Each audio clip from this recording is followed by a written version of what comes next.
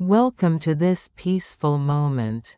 Here, you will discover stories inspired by the quiet beauty of Japan.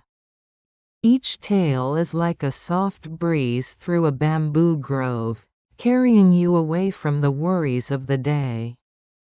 Imagine the scent of blooming cherry blossoms and the gentle flow of a nearby clear stream.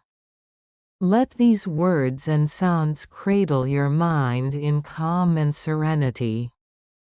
Tonight, permit yourself to drift into a restful sleep. Let us begin this journey together. Moonlight over the tea house. Prologue: the silent courtyard. The old tea house stood at the edge of the village, where the narrow path curved along the riverbank and the pines leaned toward the water. Its roof, heavy with moss and thyme, sagged slightly but gracefully, as though bowing to the centuries. The shoji doors, patched in places with paper of different textures, breathed faintly whenever the evening wind swept through the courtyard. Few visit it now. The tea master who once presided over its gatherings had passed away many years before, and with him, the circle of disciples and guests who had once filled the rooms with quiet conversation and ritual. Yet the tea house endured, tended by invisible hands of memory, waiting. On nights when the moon climbed over the ridge and spilled its light across the garden stones, the place seemed alive again. The stepping stones, polished by countless sandals, reflected pale silver. The sukubai, the stone basin at the edge of the veranda, mirrored the moon's face. Even the pines swayed more slowly, as though listening for voices that no longer spoke. The villagers, passing by, often glanced toward the house but rarely entered.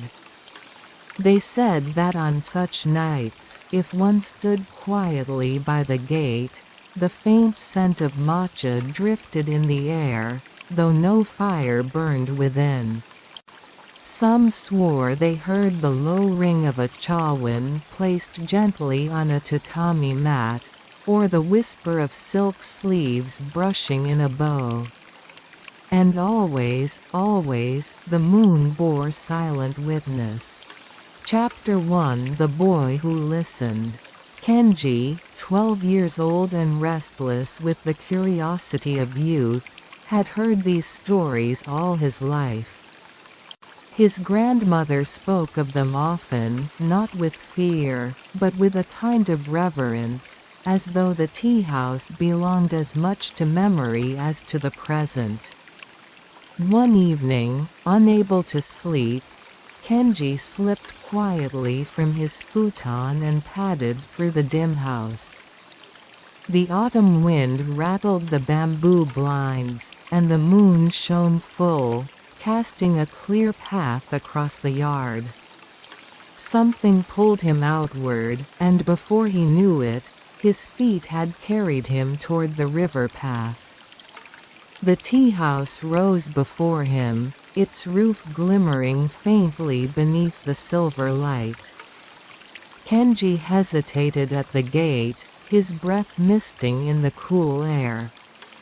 The garden beyond lay still, stones gleaming like scattered stars.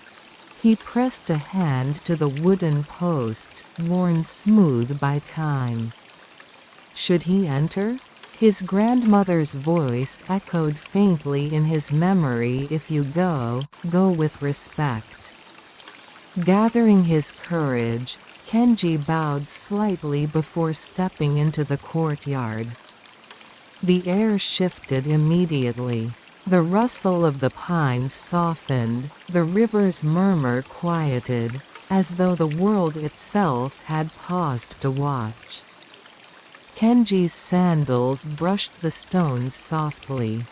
He approached the veranda, where moonlight pooled like water. The shoji screens glowed faintly, though no lamp burned within. And then he heard it. A sound, delicate and unmistakable, the click of ceramic against wood. A tea bowl is being set down. Kenji froze, every hair rising.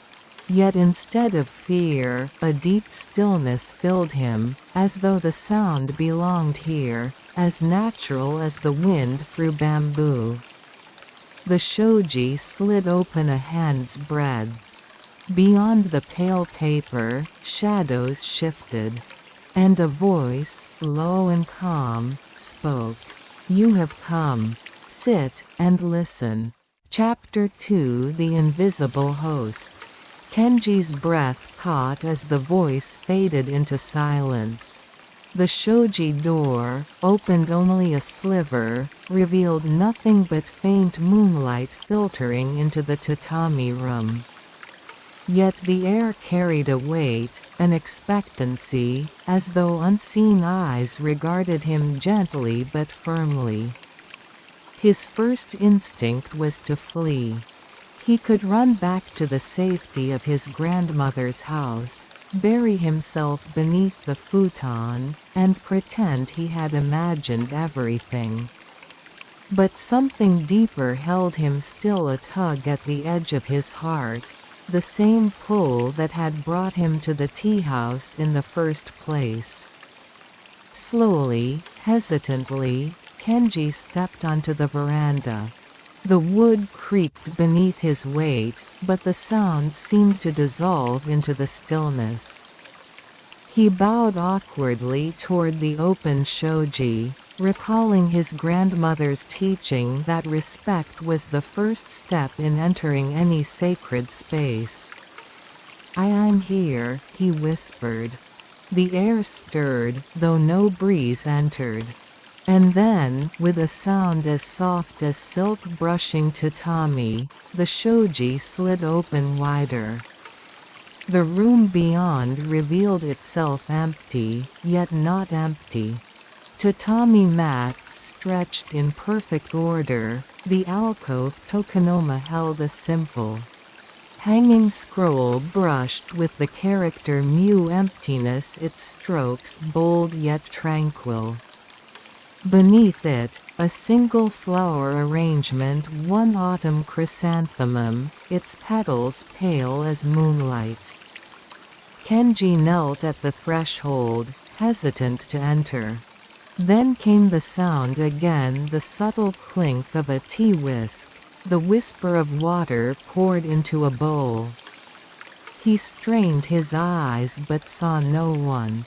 Only the movements existed, without the form. "Sit," the voice murmured once more, calm and low, as though spoken directly into his ear. Kenji obeyed. He crossed the threshold, kneeling on the tatami with hands resting stiffly on his knees. His heart beat loud in his chest, but the stillness of the room began to seep into him, steadying his breath. Before him, on the floor, a tea bowl appeared. He could not say how it was simply there, as though it had been placed in perfect silence. Steam rose faintly from the frothy surface of the matcha within. Kenji's eyes widened. The ceramic was old, worn smooth along the rim, its glaze cracked with fine lines like a spider's web. Yet it gleamed faintly in the moonlight, alive with warmth. "Take it," the voice said. Kenji reached out with trembling hands, remembering to bow first. He cradled the bowl carefully, its heat seeping into his palms. Lifting it to his lips, he drank. The taste was bitter, grassy, unfamiliar. Yet as it spread across his tongue, a strange calm filled him, as though the bitterness carried clarity with it. He swallowed, and the warmth settled in his chest. When he lowered the bowl, the room seemed subtly different. The shadows softened, the moonlight deepened, and the silence grew rich, full, no longer empty. "You listened," the voice said again. "That is enough for tonight." Kenji bowed his head, unsure of what to say. When he looked up, the tea bowl was gone. The tatami stretched bare before him, the alcove unchanged, the air still. He rose shakily, bowed once more to the invisible host, and stepped back onto the veranda. Behind him, the shoji slid closed of its own accord, gentle as a breath. The courtyard seemed brighter under the moon. Kenji lingered, staring at the tea house, before finally turning back toward the village. As he walked, the words repeated in his mind. "You listened. That is enough." That night, as he lay in his futon, Kenji could not sleep.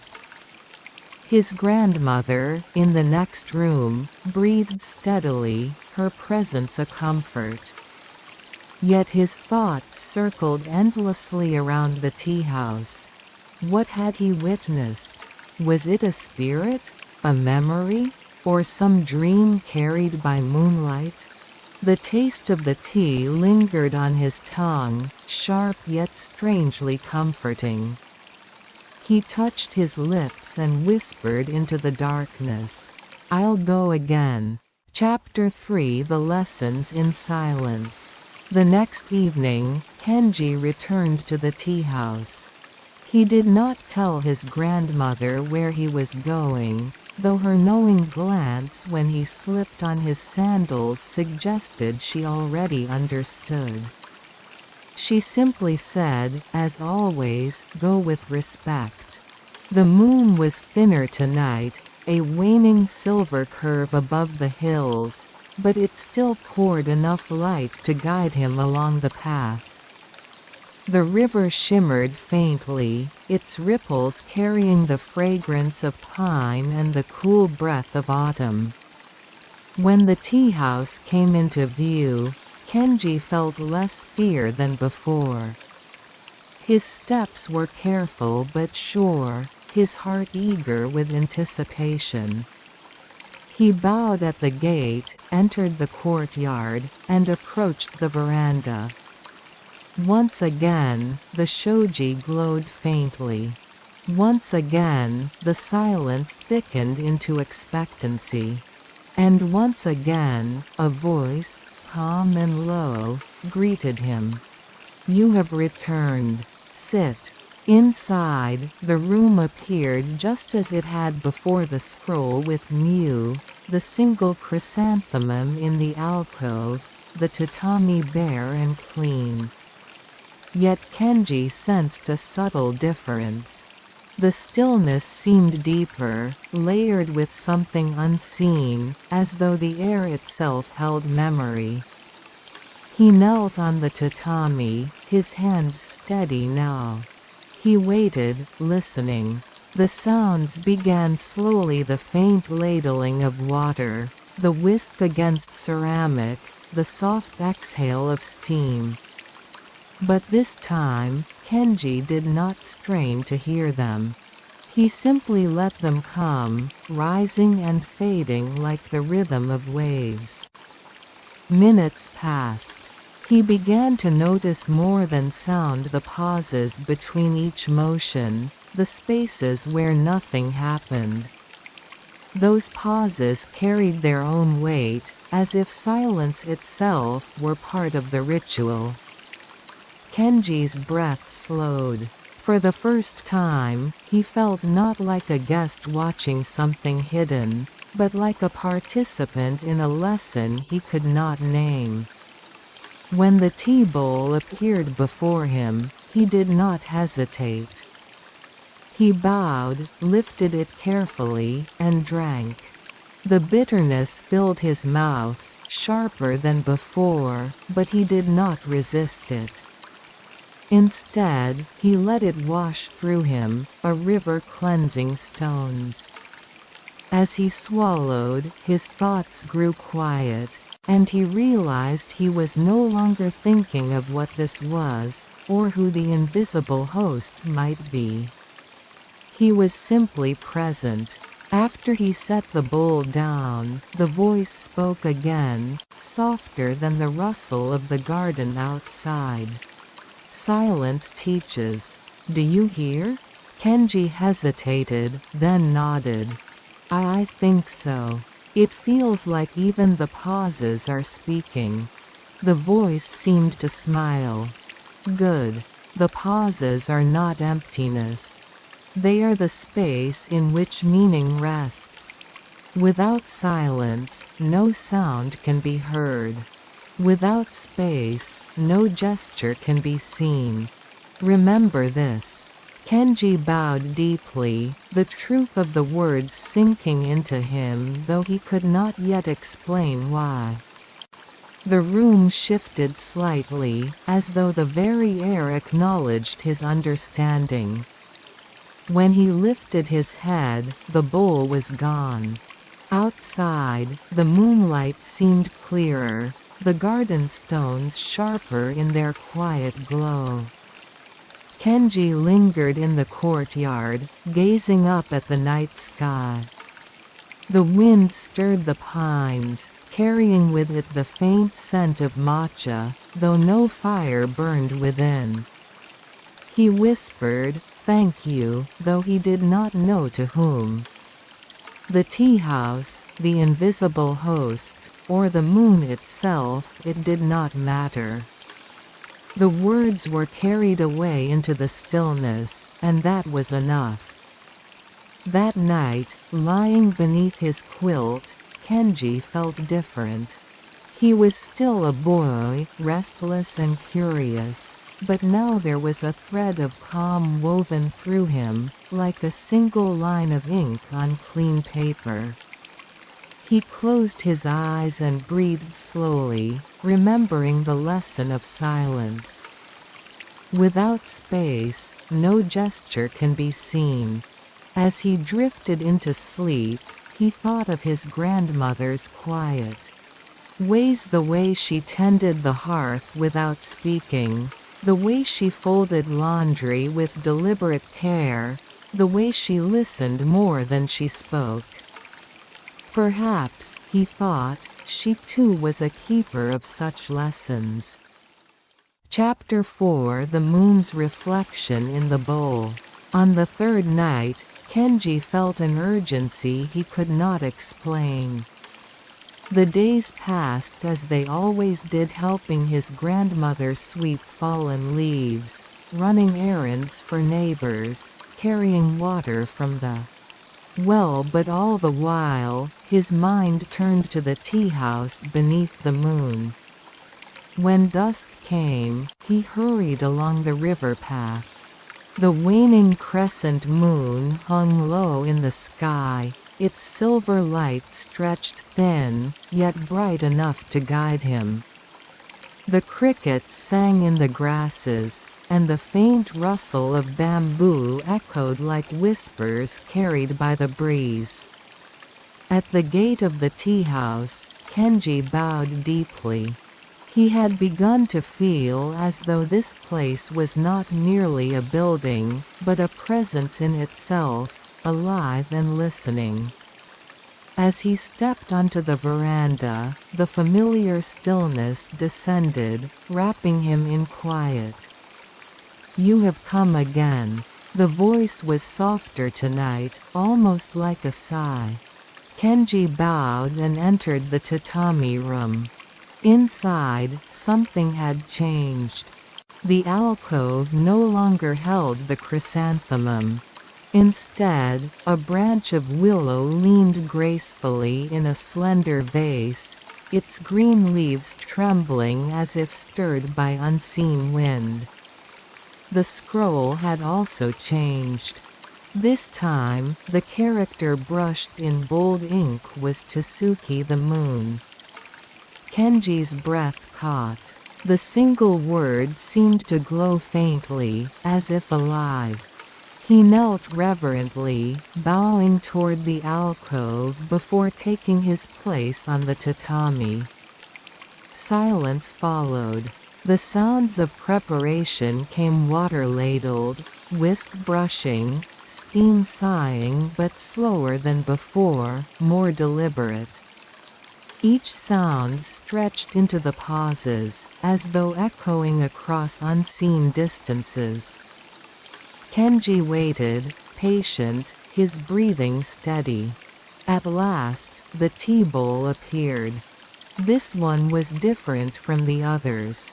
Its glaze was deep, dark, almost black, but when the moonlight struck its surface, faint ripples of silver gleamed across it, like water under a night sky. Kenji bowed, lifted the bowl, and held it carefully in his palms. For a moment, he did not drink. He gazed instead into the liquid within. And there it was, the moon.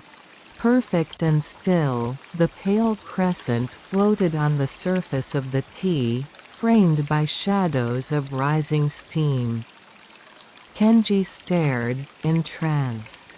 He felt as though the moon were not above him but here, held gently between his hands, fragile and luminous.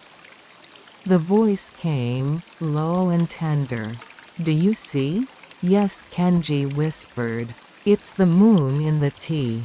What is above is also within. What is far is also near.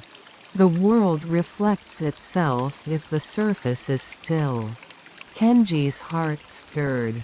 He thought of the river near his village, how sometimes the sky appeared more vivid in its ripples than above his head. He thought of his grandmother's eyes, which seemed to hold both kindness and the weight of years. He thought of his own heart, restless and uncertain, yet now reflecting something larger than himself. He lifted the bowl to his lips and drank. The bitterness was sharp, sharper than ever, but beneath it lingered sweetness, faint and fleeting. He swallowed, and for a moment, he felt both heavy and light, grounded like stone, yet expansive like sky. When he lowered the bowl, the moonlight in the room seemed brighter. The shadows deepened, and the silence grew vast, as though the walls of the tea house had dissolved into night itself. "You carry the reflection with you now," the voice said. "Remember to see the moon in the bowl, the water must be still. So too with the heart." Kenji bowed low, his forehead nearly touching the tatami. He felt tears prick his eyes, though he could not say why. When he raised his head, the bowl was gone. The room stood quiet and bare, the willow branch swaying faintly, the scroll whispering its single word to Suki. That night, Kenji returned home more slowly. He paused at the riverbank, gazing into its dark waters. There, too, the moon floated fragile, trembling with each ripple. He crouched, watching, and whispered, "Be still." The water, of course, did not listen. The ripples danced on, distorting the moon into fragments.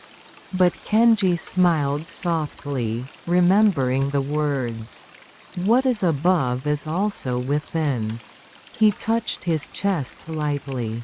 The days that followed took on a new rhythm.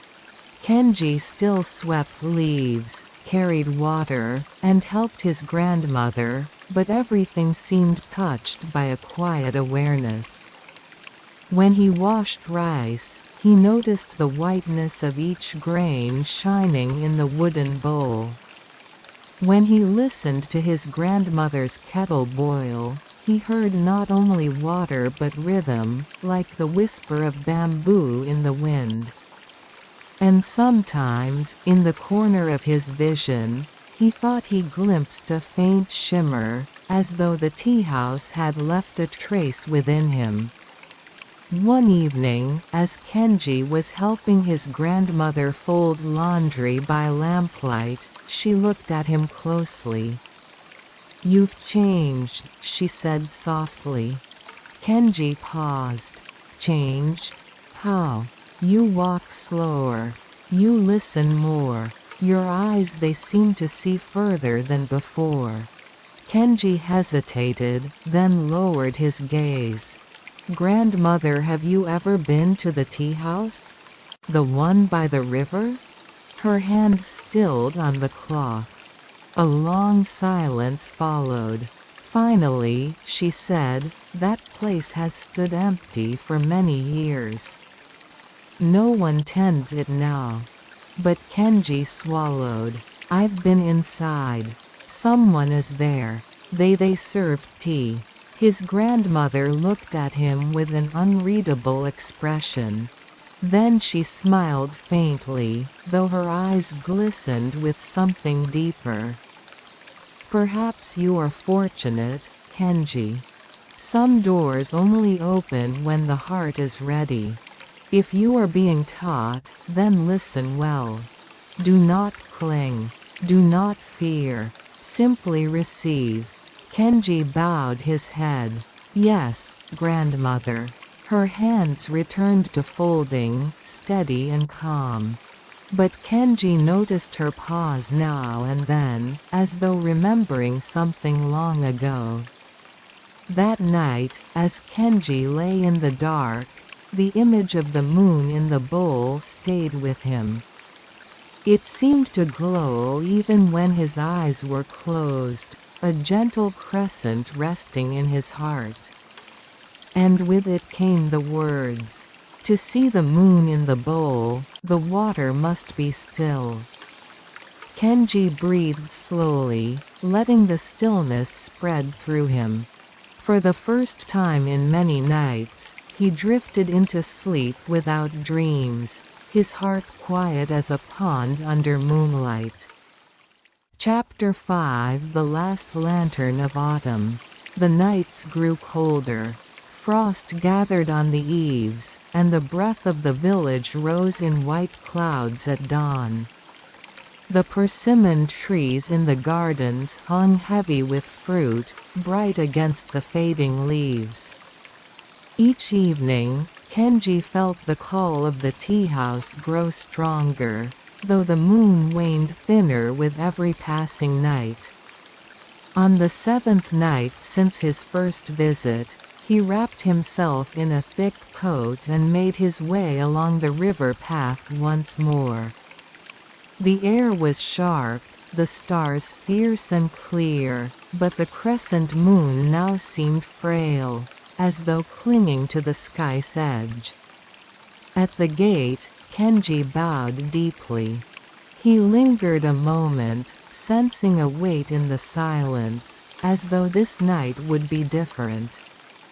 When he stepped into the tatami room, he noticed immediately the alcove was bare. No scroll, no flower. Only emptiness. The sight filled him with both awe and unease. He knelt, waiting. For a long time, nothing stirred. Then, slowly, the sounds began: the ladle dipping, the whisk brushing, the faint exhale of steam. Each sound carried a gravity, a finality, as though part of a ritual that neared its close. At last, the tea bowl appeared. This one was unlike all the others. Its glaze was pale, almost white, with faint golden flecks that shimmered under the dim light. The rim was uneven, chipped in places, yet beautiful in its imperfection. Kenji bowed and lifted it. As he did, a flicker of movement caught his eye. On the surface of the tea floated not the moon but a tiny flame like the glow of a paper lantern. It wavered gently, yet it did not fade. Kenji gasped softly. "A lantern." The voice came, quieter than ever, as though from a great distance. "Autumn ends. The lantern is the last gift. Carry it within you." Kenji stared into the bowl. The lantern flame seemed impossibly real, as if he could warm his hands by it. And then, slowly, he raised the bowl and drank. The taste was both bitter and sweet, deeper than before, layered like smoke and honey. It spread through him like warmth against the frost. When he finished, the flame within the bowl was gone. But in his chest, something glowed. The voice spoke again. "The seasons turn. The house will sleep. But you will not forget." Kenji bowed low, pressing his forehead to the tatami. His voice trembled as he whispered, "Thank you." When he lifted his head, the room was empty. No bowl, no sounds, no presence. Only silence, vast and final. He rose slowly, bowed once more, and stepped back into the cold night. The tea house behind him seemed to fade into shadow, as though returning to slumber. The garden stones glimmered faintly with frost. Kenji turned toward the river path, the glow in his chest guiding him like a lantern through the darkness. The following days passed in quiet rhythm. Kenji helped his grandmother prepare for winter, splitting firewood, drying persimmons, storing pickles in clay jars. He spoke little, but his movements carried a new steadiness, a calm that others noticed. One evening, his grandmother watched him as he lit the hearth. "There is light in you," she said softly. "Like a lantern." Kenji paused, his hand resting on the kettle. He looked up at her, eyes wide, and then smiled faintly. "Yes, I think there is." She nodded, her own smile touched with memory. "Keep it safe. In time, it will guide others, too." That night, Kenji stepped outside alone. The sky was dark, the moon gone, but the stars burned like scattered embers. He breathed in the cold air, touched his chest lightly, and whispered, "I will remember." And though the tea house slept in silence, the glow remained, steady and warm, like the last lantern of autumn. Epilogue: The silent season. Years later, Kenji would return often to the river path. The tea house remained standing, quiet and abandoned, its wood weathered, its garden overgrown. Villagers passed it without notice, believing it long forgotten. But when Kenji knelt at its gate, he felt the silence stir. And within his heart, the lessons remained. To listen is enough. Silence teaches. The moon is within. Stillness reveals. And the lantern glows, even in the dark. The falling snow on cedar roofs. Prologue: The silent weight of winter. The cedar roofs of the mountain village bore the first snow of winter with quiet dignity. Each flake descended like a whispered prayer, layering upon wood darkened by years of storms and seasons. The villagers had long since grown used to this hush. For every year the same rhythm returned, the autumn leaves burning crimson, the winds sharpening.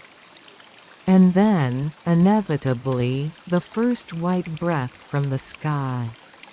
For Kenjiro, a boy of 12, the snowfall was more than a season, it was a voice. Each drift upon the cedar shingles, each soft mound forming on the thatched eaves, seemed to speak a language he almost understood. Standing outside his grandmother's house, he tilted his head upward, eyes following the falling flakes, and whispered as if to an unseen companion, "I'm listening." Behind him, his grandmother's voice, lined with both warmth and sternness, called out, "Kenjiro, the kettle is boiling. Don't let the snow catch you too long."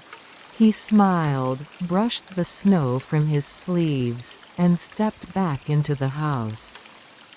Yet the silence of falling snow lingered with him, like an unopened letter.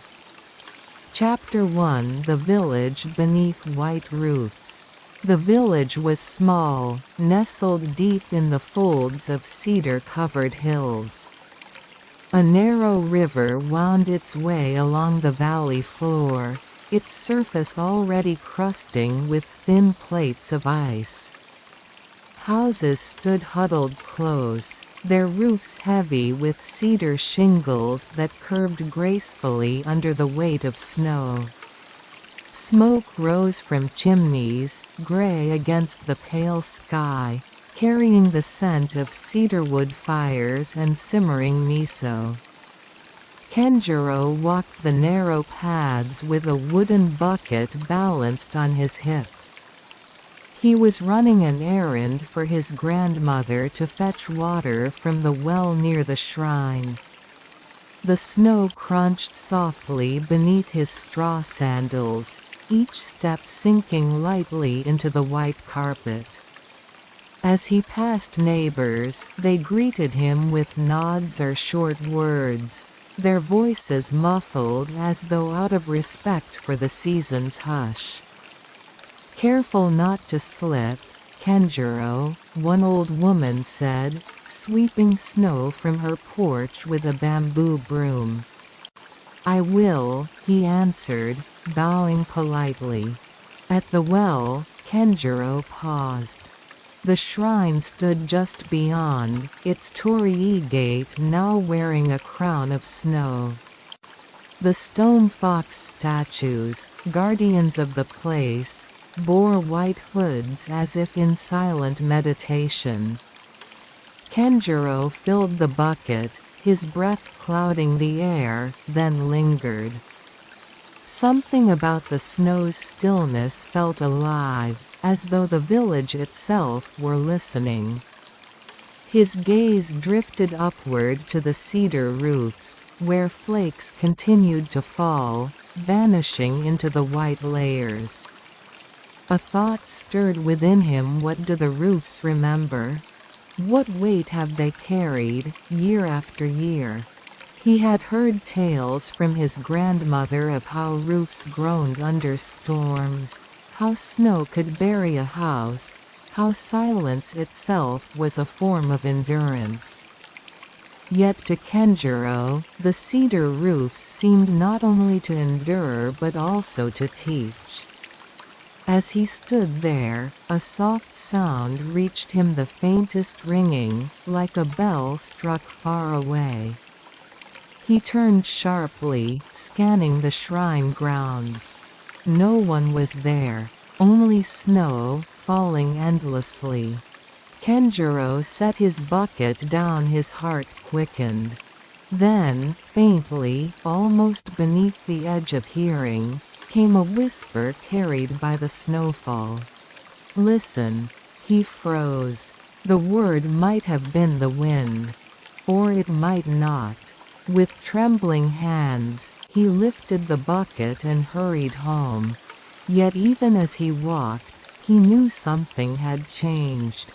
The snow had spoken, and he could not ignore it. Chapter 2: The Weight of Snow. Kenjiro awoke to silence. The storm that had passed during the night had left the village buried under a deeper blanket of snow. When he slid the shoji door open, a pale white world greeted him. Roofs sagging under the new weight, trees bowed low, the sky still heavy with clouds that threatened more. His grandmother was already awake, kneeling by the hearth. The kettle hissed softly, and the smell of roasted tea leaves filled the small room. She glanced at him and smiled faintly.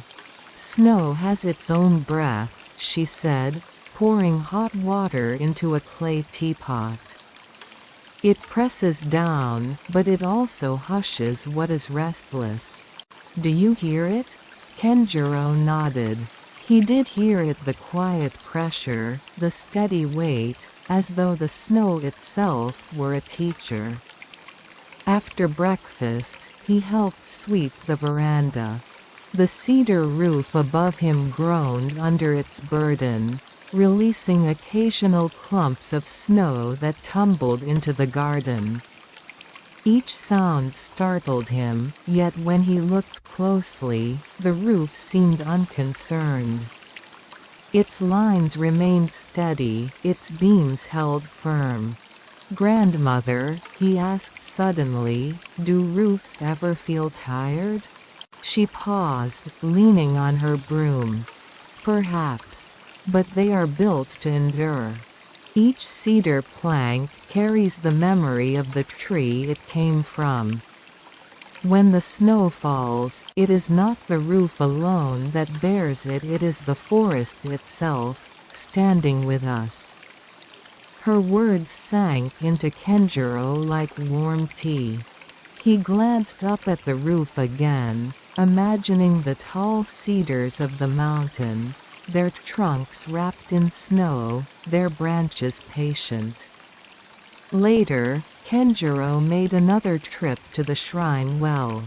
The path was harder now, snow piled high on both sides.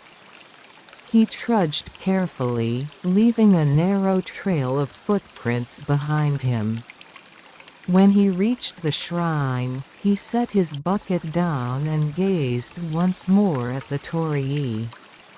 Snow had gathered thickly on its crossbeam, yet it stood steady, red paint glowing faintly beneath the frost.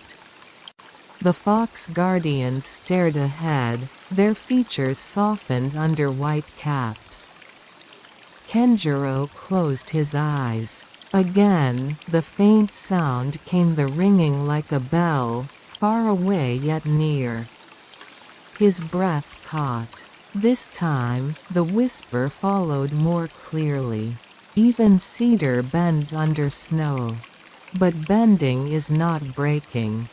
Kenjiro opened his eyes quickly, searching the empty courtyard. No one. Only the sound of snow slipping from branches, only the hush of the cold air. He picked up the bucket, but his hands trembled. Was it a spirit? Was it his imagination? As he returned home, the words followed him like footprints in his mind. That evening, his grandmother noticed his distraction. "You've been listening too hard," she said, ladling soup into his bowl. "The snow speaks, yes. But you must not chase every sound. Some truths arrive only when you are still."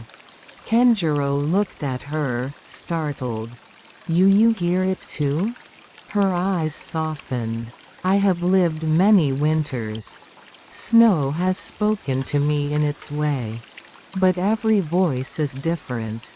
The words it gives you will not be the same as mine. That is how it should be." He lowered his gaze, holding the steaming bowl in both hands. He wanted to ask more, but he sensed she would say nothing further. Instead, he ate quietly, the warmth of miso and vegetables grounding him against the cold outside. That night, as he lay beneath his quilt, he listened not for words but for silence. The cedar roof above him bore the snow's weight with quiet strength, each beam creaking softly like the breath of an old guardian. Kenjiro whispered into the dark, "I will learn." And with that promise, he drifted into sleep, the snow's weight pressing not only on the roof but also gently upon his heart. Chapter 3 Voices in the White Silence. The snow had deepened even further by morning. Paths through the village were almost buried, and the cedar roofs now held thick layers that glimmered in the pale winter sunlight. Kenjiro awoke early, the quiet pressing against the thin walls of his room, and felt an irresistible pull toward the tea house by the river, a place he had first discovered in the whispers of snow and moonlight. Bundled in thick layers, he set out, each step sinking deep into the drifts. The wind blew softly, carrying the scent of cedar and frost, and for the first time, Kenjiro felt as though the snow itself were guiding him. When he reached the tea house, the gate was almost obscured by mounds of white. He brushed the snow aside and entered the courtyard. Noticing how the garden stones were now hidden beneath a smooth carpet, yet he could sense their placement as if memorized by instinct. The shoji doors glowed faintly, though no light burned within. Kenjiro knelt on the veranda, letting the cold seep through his straw sandals, and whispered, "I am here." Inside, the room seemed suspended in the snow's quiet. Tatami mats were untouched, the alcove bare, yet Kenjiro felt a presence. The sound began faintly, a soft rustle, like the brushing of silk, the gentle clink of ceramic, the faint hiss of boiling water. Kenjiro did not move, did not speak. He listened. The sounds grew clearer, forming patterns that mirrored the rhythm of the falling snow outside. Every clink, every whisper of motion seemed deliberate, measured, part of a language of silence. He realized then that this was the lesson: not to hear words, but to perceive the spaces between them, the white silence that carried meaning. A tea bowl appeared before him, steam rising in delicate spirals.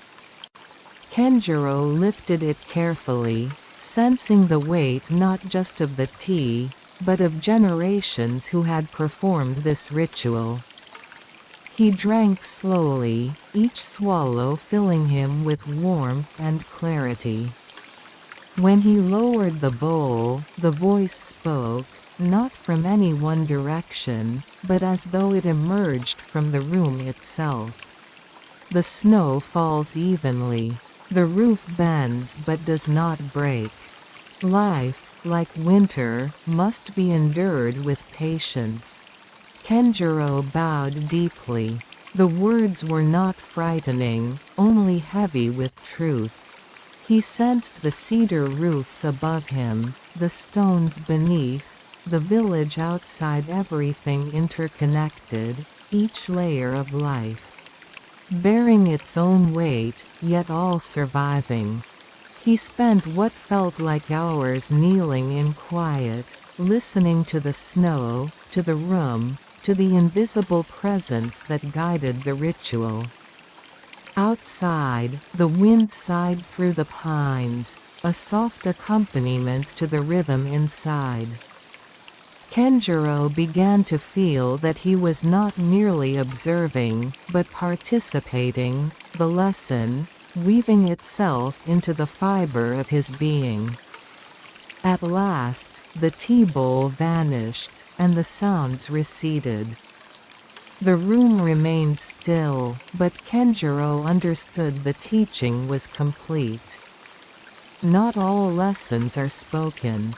Some are absorbed in silence, in presence, in the shared understanding between the observer and the world around him. He rose and stepped back onto the veranda. The garden, blanketed in snow, shimmered like silver, and he breathed in the crisp air, feeling a weight in his chest, not of burden, but of responsibility. That night, Kenjiro returned home. The path was difficult, snow clinging to his legs, but each step was purposeful. When he entered his grandmother's house, she looked at him with knowing eyes. "You have returned changed," she said softly. Kenjiro nodded. "I think I understand now," he said, though he could not put it into words. She smiled faintly, as if approving without needing explanation. "Then you have listened. That is the first step." Kenjiro knelt beside the hearth, letting the warmth seep into him. He gazed out the window at the village, the cedar roofs gleaming beneath the snow. He whispered into the quiet, "I will remember." And for the first time, he felt the snow not as a burden, but as a companion, teaching him patience, endurance, and the weight of silent wisdom. Chapter 4: The Lantern Beneath the Snow. The snow continued to fall for many days, blanketing the entire valley until even the tallest stone markers in the village shrine wore white caps. The cedar roofs sagged beneath their burden, yet none collapsed. Instead, they bore the weight with quiet dignity, releasing the occasional soft sigh of snow sliding down their slopes. Kenjiro, though still a boy, now walked through the village with a new sense of awareness. Every step, every sound, every breath of winter air seemed infused with meaning. He noticed how the sparrows huddled together under the eaves. How smoke curled differently from each household chimney, and how footsteps on the snow echoed long after the walker had passed. One evening, his grandmother called him to the hearth. She placed before him a small, weathered lantern made of bronze. Its surface was darkened with age, but the delicate carvings of pine boughs and flowing water were still visible. "This lantern once stood in the garden of the tea house," she said softly.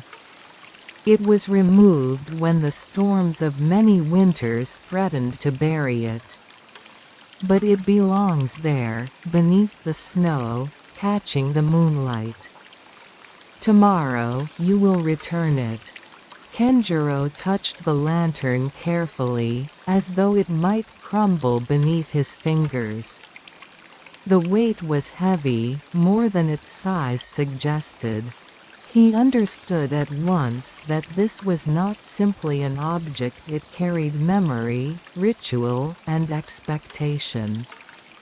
The next morning, bundled against the cold, Kenjiro carried the lantern through the snow. Each step was laborious, the drifts nearly to his knees, yet he pressed on. The path seemed endless, but he remembered the lesson of the tea house: endurance, patience. At last, he reached the courtyard. The garden lay in perfect stillness, each stone mound covered with snow domes, each pine branch bending under white layers. Kenjiro set the lantern gently on the ground before the veranda. For a moment, nothing stirred. Then, the air shifted the faintest movement of wind, though none touched the trees. The snow seemed to glow faintly, and Kenjiro knew he had been acknowledged. He brushed snow away from the lantern's surface and set a small candle within. Its light flickered weakly at first, then steadied, casting a warm glow against the surrounding white. The flame reflected in the snow crystals, multiplying, as though hundreds of tiny stars had awakened. As he knelt before the lantern, the voice returned not loud, but clear, resonating in the stillness. Light does not banish the snow. It shines with it. Together they teach balance. Kenjiro bowed deeply, his forehead almost touching the snow. He felt a profound warmth that had little to do with the flame. It was as if the tea house, the snow, the lantern, and even the silent ancestors who once gathered here were united in this small act. He remained until the moon rose, its pale light joining the lantern's glow. Side by side, the silver of the moon and the amber of the flame mingled, neither overpowering the other. Kenjiro realized this was the lesson: harmony, not victory. When he finally turned to leave, he glanced back at the garden. The lantern stood proudly in its place, the snow gently falling around it, as though it had always belonged there. That night, as Kenjiro returned home, his grandmother awaited him at the hearth. She saw the quiet strength in his eyes and nodded without words. He had carried more than a lantern, he had carried tradition back into the flow of time. Outside, the snow fell softly, endlessly, but now Kenjiro felt it differently. It was no longer an obstacle, nor merely a test. It was a canvas upon which light, memory, and silence all inscribed their truths. And within that truth, the boy's spirit began to grow. Chapter 5: The Return of Spring's First Light.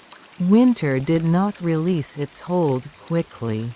The snow continued to fall through the long nights, layering the village in silence. Yet Kenjiro no longer felt its weight as he once had. He saw instead the rhythm of its arrival and melting, the balance between hardship and beauty. Weeks passed, and slowly the air shifted. The wind carried a faint softness, almost imperceptible at first, then undeniable. Icicles hanging from the cedar eaves dripped steadily in the daytime, though they froze again at night. The river, long buried beneath ice, began to murmur faintly. Kenjiro continued to visit the tea house, tending the lantern, brushing snow from the stones, bowing at the veranda before returning home. Each time, he felt less like a guest and more like a caretaker, entrusted with something far greater than himself. One morning, as the sun rose earlier than before, Kenjiro noticed tiny buds pushing through the snow at the edge of the garden path. Their color was faint, a whisper of green against the white, but their presence filled him with joy. Spring was returning. That night, under a sky washed with pale moonlight, Kenjiro entered the tea house garden once more. The snow was thinner now, revealing the tops of the stepping stones and the shapes of the garden lanterns. The bronze lantern he had returned still stood proudly, its carvings clearer now without their veil of frost. As he lit the candle inside, the flame caught quickly, brighter than ever. The snow reflected its glow, but this time it was joined by the faint color of new life, the first hints of moss, the delicate shoots of grass pressing through the earth. The voice came again, steady and calm. Winter teaches endurance. Spring teaches renewal. Together, they form the circle of time. Do not forget each season bears its weight, but none endures forever. The snow falls, and it melts. The cedar roof bends, and then it dries. The lantern glows, and then it darkens. Yet always, the rhythm continues. Kenjiro bowed, his heart full. He finally understood that the tea house was not only a place of memory, it was a mirror of life itself, where silence and ritual carried truths too deep for words. As dawn approached, Kenjiro lingered in the courtyard, watching the snow soften in the growing light. The sun rose above the ridge, and for the first time in many months, the world glowed not with silver but with the pale gold of spring. The village stirred awake. Smoke rose from chimneys, sparrows called from the eaves, and the river's song grew louder.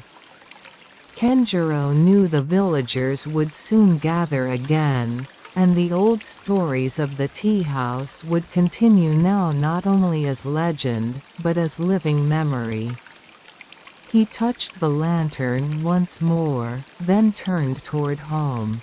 His footsteps left a trail in the softening snow, but he knew by midday it would melt away, vanishing like all traces of the past.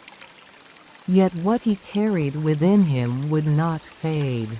At the threshold of his grandmother's house, she awaited him, her eyes reflecting both pride and serenity. "You have walked the path," she said softly. Kenjiro nodded. "The snow has spoken. The lantern has taught me." And the silence, he paused, searching for the right words. The silence carries everything. His grandmother smiled, the lines of her face softening in the morning light. "Then you are ready. What you have learned is not only for yourself. One day, you will share it, as it was shared with you." Kenjiro bowed, accepting the responsibility. That night, as he lay in his futon, he dreamed of the tea house bathed not in moonlight, but in spring blossoms. The cedar roofs, long burdened by snow, now gleamed beneath petals drifting like soft snowflakes. The lantern glowed warmly among the blossoms, its light mingling with the colors of new life. And in his dream, the voice spoke once more. "The snow has passed. But its lessons remain." When Kenjiro awoke, morning light spilled across the tatami. The snow outside had thinned even further, and the air smelled faintly of earth, wet and awakening. He rose, eager to walk once more to the tea house, to greet the garden as it stepped into a new season. For the snow had been a teacher, but so too would the blossoms, the rains, and the summer winds. Each season carried its own voice, waiting to be heard by those who listened. And Kenjiro, with the patience of winter and the hope of spring, was ready to listen for the rest of his life. Lantern light among maple leaves. Prologue. The garden in autumn. At the edge of the mountain village stood an old temple garden, quiet through the seasons, but most radiant in autumn. Its stone paths curved gently among moss and sand, leading to a grove of ancient maples whose leaves, each year, flared into crimson and gold. As dusk descended and the evening bell faded into the hills, the garden would glow with a different kind of light. Lanterns, stone and bronze, scattered through the moss, were lit by careful hands. Their amber flames shivered beneath the branches, casting soft halos upon the fallen leaves. The air filled with the scent of damp earth and wood smoke, the murmur of the river below, and the occasional call of a night bird. Villagers said the garden held memories, that each lantern was more than stone, it was a vessel of time, preserving the footsteps of those who had walked before. Some believed the lanterns guarded the temple itself, their flames guiding spirits as much as the living. And when the maple leaves fell thick upon the paths, the lantern's glow would catch upon them, as though 1,000 tiny suns had descended to rest in silence. Chapter 1. The Boy and the Lanterns. Kato was 13 when he first entered the lantern garden alone. His grandmother had spoken often of its beauty, of how one must approach it not as a visitor, but as a guest in another world. She herself had tended the lanterns in her youth, walking the paths each evening with matches and patience. On an evening of late October, with the chill of approaching winter in the air, Kato wrapped himself in a cotton haori and walked up the stone steps toward the temple. The path was carpeted with fallen maple leaves, red and gold beneath his feet. The sun had already dipped behind the ridge, leaving the sky pale violet. At the garden gate, he paused, bowing slightly, just as his grandmother had taught him. Inside, the lanterns waited dark, unlit, their stone surfaces damp with mist. The trees overhead whispered faintly, as though urging him forward. Kato struck a match. The tiny flame flickered in his cupped hands before he touched it to the wick within the first lantern.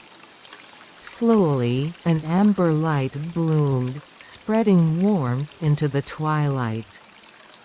He moved from lantern to lantern, repeating the gesture. With each flame, the garden seemed to deepen, the shadows softening, the air thickening with a gentle presence. When at last the final lantern was lit, Kato stepped back and gazed across the scene. The garden glowed like a river of stars, each light cradled among crimson leaves. The stillness pressed close, yet it was not empty. It was as though the lanterns themselves breathed, their flames whispering in a language older than words. Kato knelt at the edge of the path, watching the leaves fall gently through the lantern light. A strange calm filled him, mingled with a sense of awe. For the first time, he felt not merely that he was seeing the garden, but that the garden was seeing him. And in that moment, as a leaf brushed against his sleeve and came to rest by his hand, he heard a voice soft, almost indistinguishable from the wind. Tend the light, and the light will tend you. Chapter 2. The Guardian of the Leaves. The words lingered in Kato's mind long after the sound had faded. "Tend the light, and the light will tend you." He wondered whether he had imagined it, born from the rustle of leaves and his own nervous heart, or whether the garden truly had spoken. The lanterns flickered softly around him, their light steady despite the chill breeze. Each flame revealed patterns carved into stone waves, clouds, blossoms that seemed alive under the glow. Kato leaned closer to one and noticed something new, a faint trace of moss, arranged in such a way that it almost resembled a smile. He straightened, uneasy. "Who's there?" he whispered. The garden did not answer. Only the falling leaves, the sigh of branches, the low murmur of the river below. And then he saw it. At the far end of the path, where the maple grove thickened, a figure stood.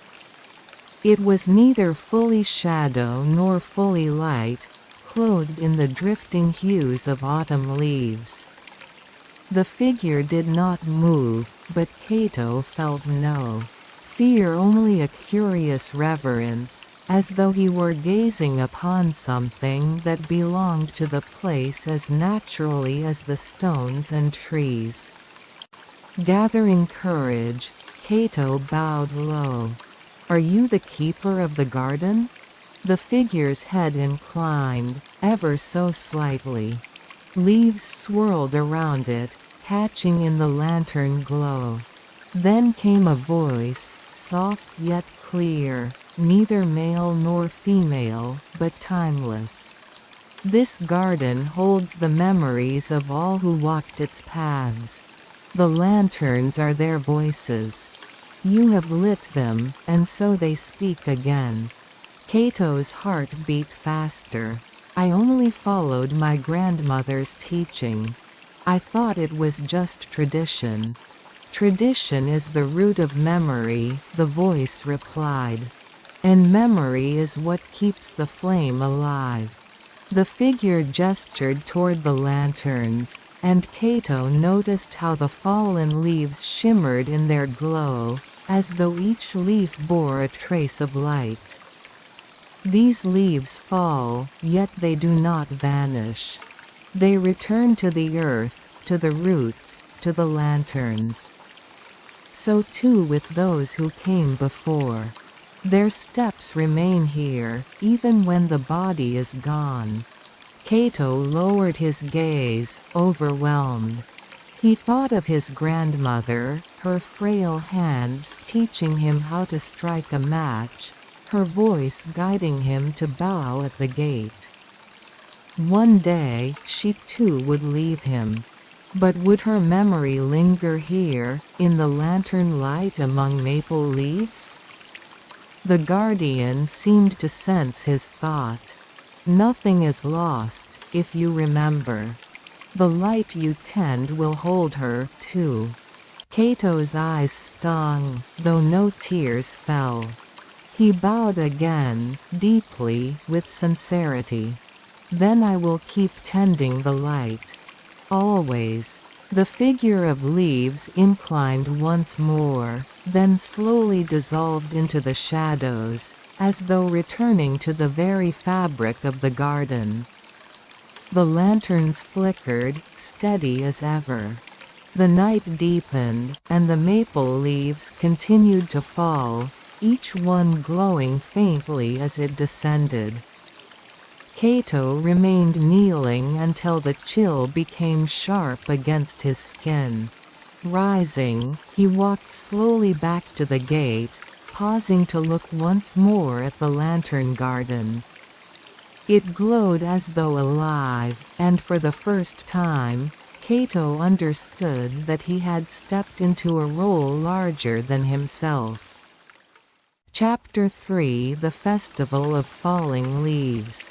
As the days shortened and the winds grew sharper, the village prepared for its annual celebration, the Festival of Falling Leaves. It was a tradition older than memory, held each year when the maples reached their deepest red. Lanterns were carried through the streets, songs rose into the crisp night air, and offerings of rice, chestnuts, and persimmons were laid before the temple. Kato had attended the festival many times before, clutching his grandmother's hand as they moved through the crowds, marveling at the river of lanterns flowing through the dusk. But this year felt different. Now he had entered the lantern garden alone, had seen the figure of leaves, had heard the voice. The garden was no longer a place of distant beauty, it was alive, waiting for him. On the day of the festival, Kato rose before dawn to help his grandmother prepare. Together they folded paper lanterns, painted with the shapes of maple leaves and flowing water. His grandmother's hands were slow but steady, each brushstroke deliberate. These lanterns, she told him, are not only for light. They carry our thoughts to those who came before us. When you light one, you speak to them. Kato nodded, remembering the guardian's words. And they speak back, through the light. His grandmother paused, looking at him closely. Who told you that? Kato hesitated. Could he tell her of the figure among the leaves? Of the voice in the garden? At last, he only said, the garden did. She studied him for a long moment, then smiled faintly. Then you have begun to listen. That evening, as the sun sank and the village gathered, the air filled with the sound of drums, flutes, and laughter. Lanterns swayed from poles, casting rivers of light along the streets. Children chased each other among the stalls of roasted chestnuts and sweet dumplings, their voices ringing like bells. But Kato's gaze drifted toward the temple path, where the lantern garden awaited. When the first bell rang, the villagers began their procession. They carried their lanterns carefully, each flame glowing against the deepening twilight. The line of light wound its way up the steps toward the temple, flickering among the maple trees. Kato walked beside his grandmother, holding their lantern between them. Its paper walls glowed softly, painted leaves dancing in the flame's breath. He felt a weight within the light, not heavy, but profound, as though countless eyes were watching. At the temple gate, the procession paused. Prayers were offered, heads bowed, and the bell rang again, deep and resonant, echoing through the mountains. Then, slowly, the villagers entered the lantern garden. The sight stole Kato's breath. Hundreds of lanterns, carried by villagers, joined the stone and bronze ones already lit. The garden became a sea of light, flowing among the crimson leaves. The air shimmered with warmth, though the night was cold. Kato placed his lantern by the bronze one he had lit many nights before. The two flames mingled, flickering together, as though greeting each other. He bowed low, then straightened to gaze around. For a moment, the world blurred, the villagers' voices softened, the music faded, and Kato saw again the figure of leaves, standing among the lanterns. It moved slowly through the crowd, unseen by others, its form shifting with the falling leaves. Wherever it passed, the lantern flames seemed to brighten, their glow reaching upward as though touched by unseen hands. The figure paused near Kato, its gaze falling upon him. Though it spoke no words, Kato felt the meaning. "You see us. Continue to see." Kato bowed, his heart racing. Later that night, as the festival wound down and villagers began their descent, Kato lingered. His grandmother stood beside him, her lantern now dimmed, but her eyes bright. "This garden will outlive us," she said softly. "But if we care for it, it will remember us. When you are older, you must guide others here, so they, too, can listen." Kato nodded. He wanted to promise her, but the words caught in his throat. Instead, he looked once more at the lanterns, glowing among the falling leaves, and thought, "I will not forget. I will always return." Chapter 4: The Winter Silence in the Garden. When the last of the maple leaves had fallen, the garden entered its season of silence. The Lantern Festival was over, the villagers had returned to their homes, and snow began to drift down from the mountains, covering the paths and softening the stones. Kato still visited, though less often, for the cold bit hard and the evenings grew shorter. Yet he felt the garden needed him, even more now than before. The lanterns stood buried beneath snow, their carved patterns half hidden, their flames extinguished until spring. One evening, when the moon hung like a frozen pearl above the bare branches, Kato made his way to the temple. His breath puffed into the air as white mist, vanishing almost as soon as it appeared. The snow crunched beneath his sandals, and the silence pressed closer with every step. At the garden gate, he bowed, brushing snow from his sleeves, and entered. The paths were nearly invisible, but Kato knew them by heart. He brushed snow from the nearest stone lantern and struck a match. The flame struggled against the cold wind, but at last it caught, glowing faintly within the frosted walls. One by one, he lit the lanterns, his hands numbing, his matches damp with melted snow. By the time he reached the last, his fingers trembled, but when the final flame bloomed, the garden changed.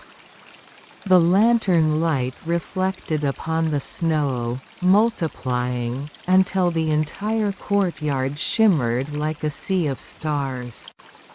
The silence was no longer empty but full, each breath of wind carrying a hidden note, as though the world itself was humming softly. Kato knelt, pressing his palms together. He did not expect the guardian to appear. The leaves were gone, after all, but the voice came, softer than before, carried in the hush of falling snow. Even in silence, there is light. Even in the absence, there is memory.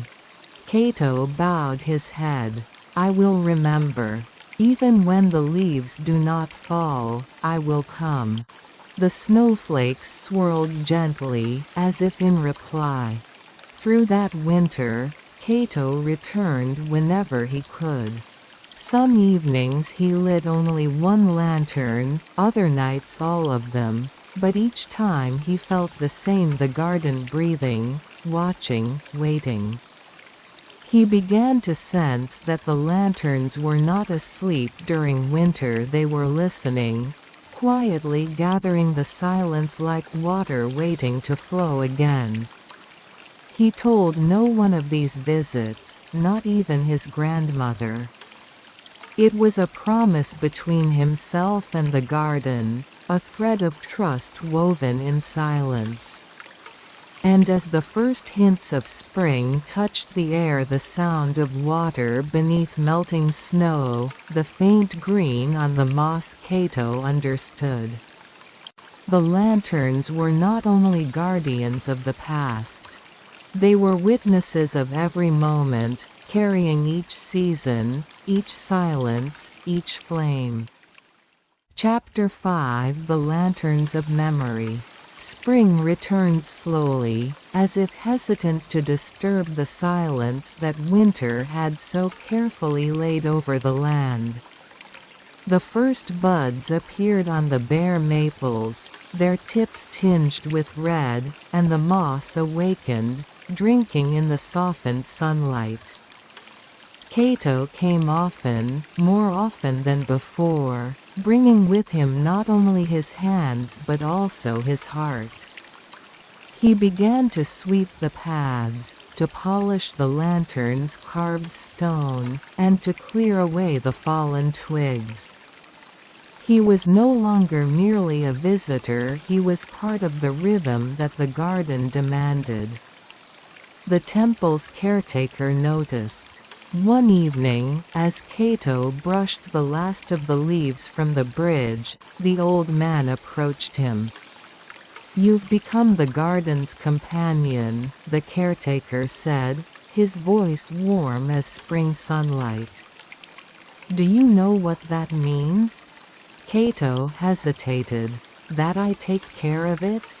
The old man smiled, shaking his head.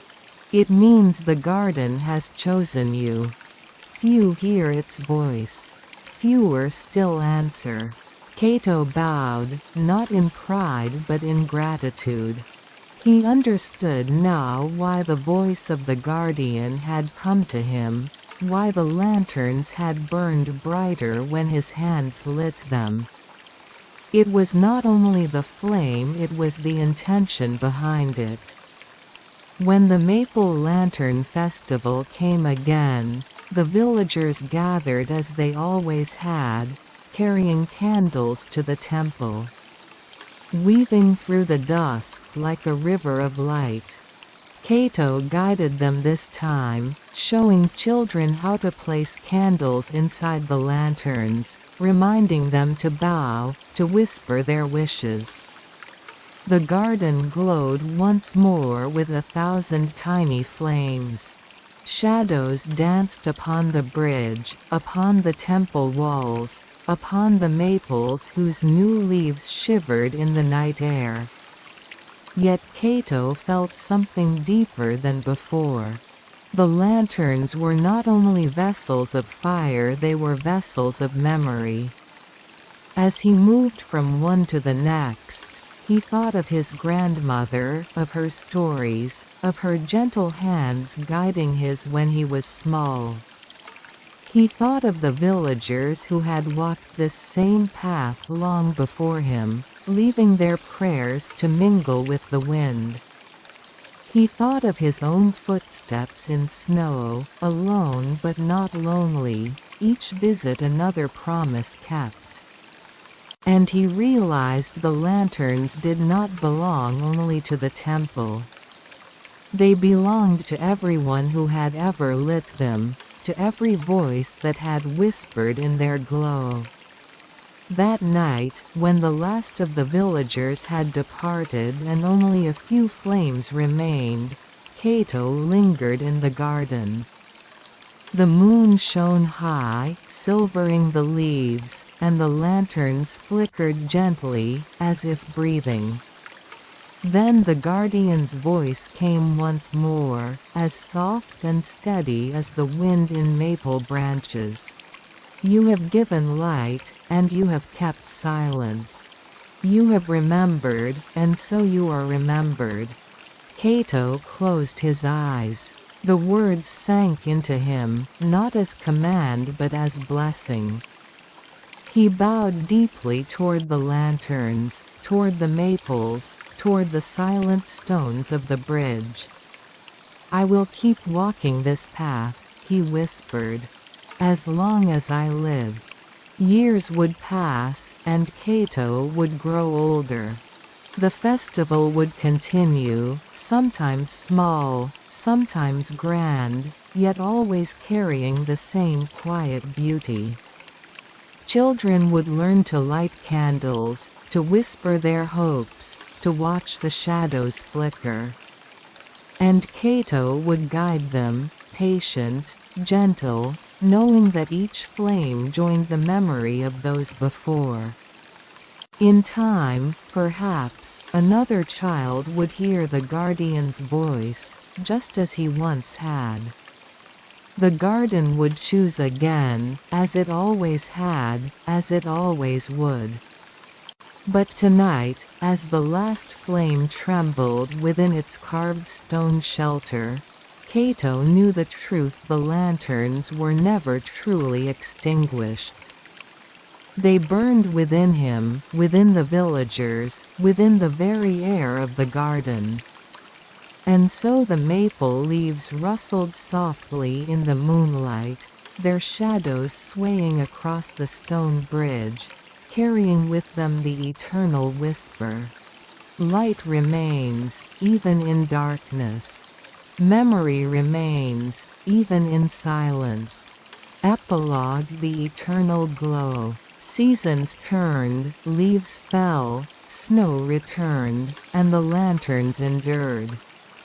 Some cracked, some grew moss-covered, but still they stood, guardians of 1,000 voices. And if one were to walk the stone bridge at twilight, when the maples blazed red and the first lanterns were lit, one might feel it too: the hush, the harmony, the gentle presence watching through the years. For in the garden of lanterns, beneath the maple leaves, light was never lost. It only waited, patiently, to be remembered. Petals scattered by the evening breeze. Prologue: petals in twilight. The evening sky was painted in shades of amber and violet, the last glow of the sun slowly fading beyond the hills. A breeze stirred, gentle at first, then steady, carrying with it a rain of petals from the blossoming cherry trees that lined the narrow path leading toward the village. Each petal twirled in the air like a fragment of memory, light as breath, fragile as silence. A young man named Haru stood beneath the largest of these trees, gazing upward as the branches shivered. The petals fell upon his shoulders, his hair, the worn sleeves of his robe. He had walked this path many times before, yet this evening felt different. Perhaps it was the way the fading light deepened the color of the blossoms, or the way the breeze seemed to speak with a voice older than the hills.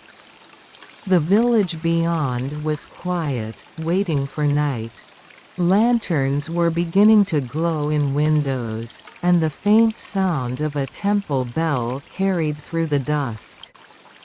But here, beneath the cherry trees, time seemed to pause. Haru lifted a hand, catching one petal before the breeze carried it away. Its pale pink hue glowed softly in the dim light, and for a moment, it seemed to pulse like a heartbeat. Then, as if reluctant, it slipped from his fingers and joined the others drifting to the earth. The world whispered all things fall, and yet all things remain. With that unspoken truth, Haru began to walk, the path before him covered in a carpet of petals that shimmered like fallen stars. Chapter 1: The Path Beneath Blossoms. The path to the village was older than anyone could remember.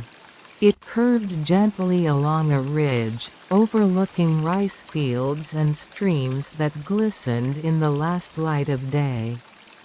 Each spring, the cherry trees that flanked the path blossomed in full, their branches heavy with pale pink flowers.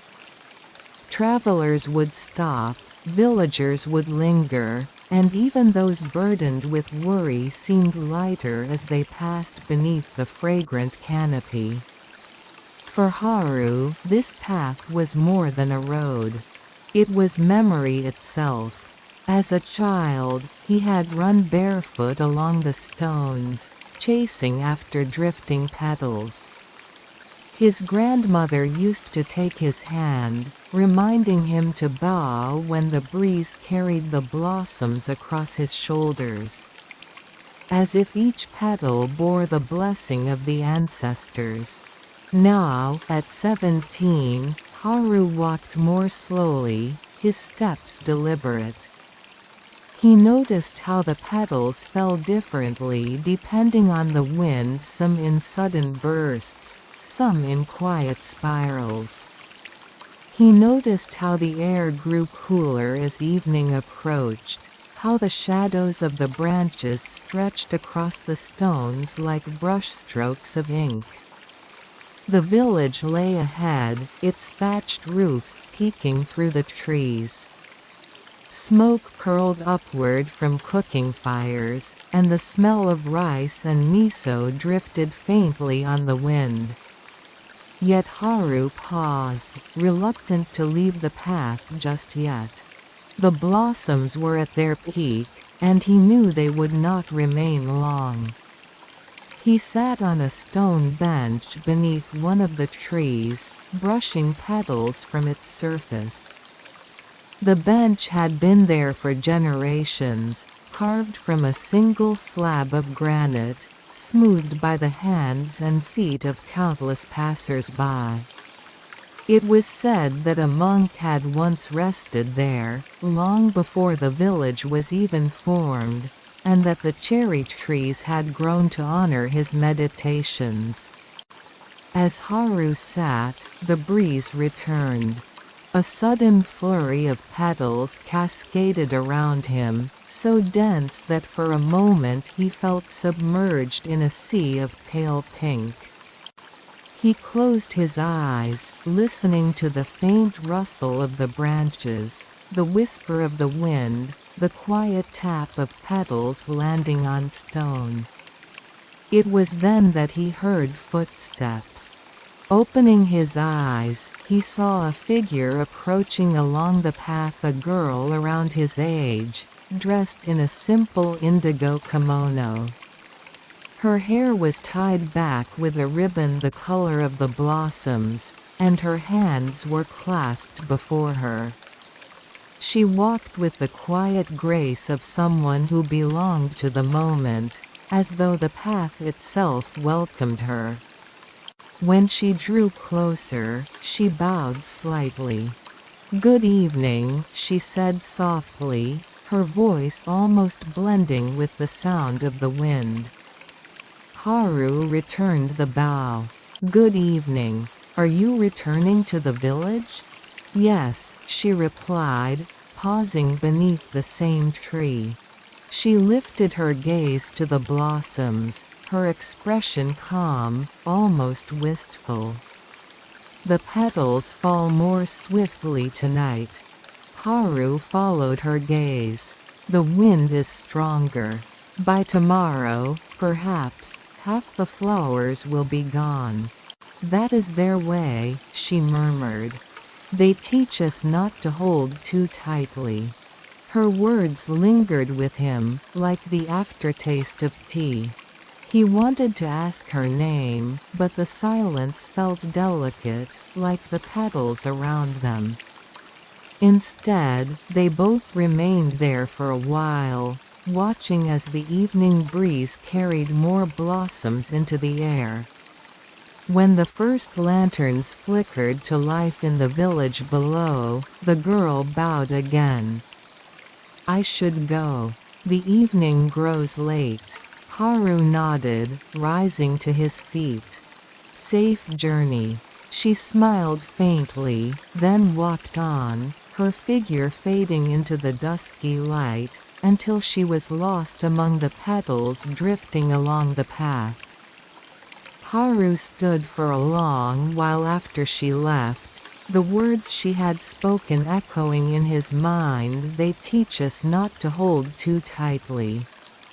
At last, he too began to walk toward the village, his footsteps soft upon the petal-strewn stones, carrying with him both silence and wonder. Chapter 2: The Old Storyteller. The next morning, Haru awoke to the sound of birds outside his window.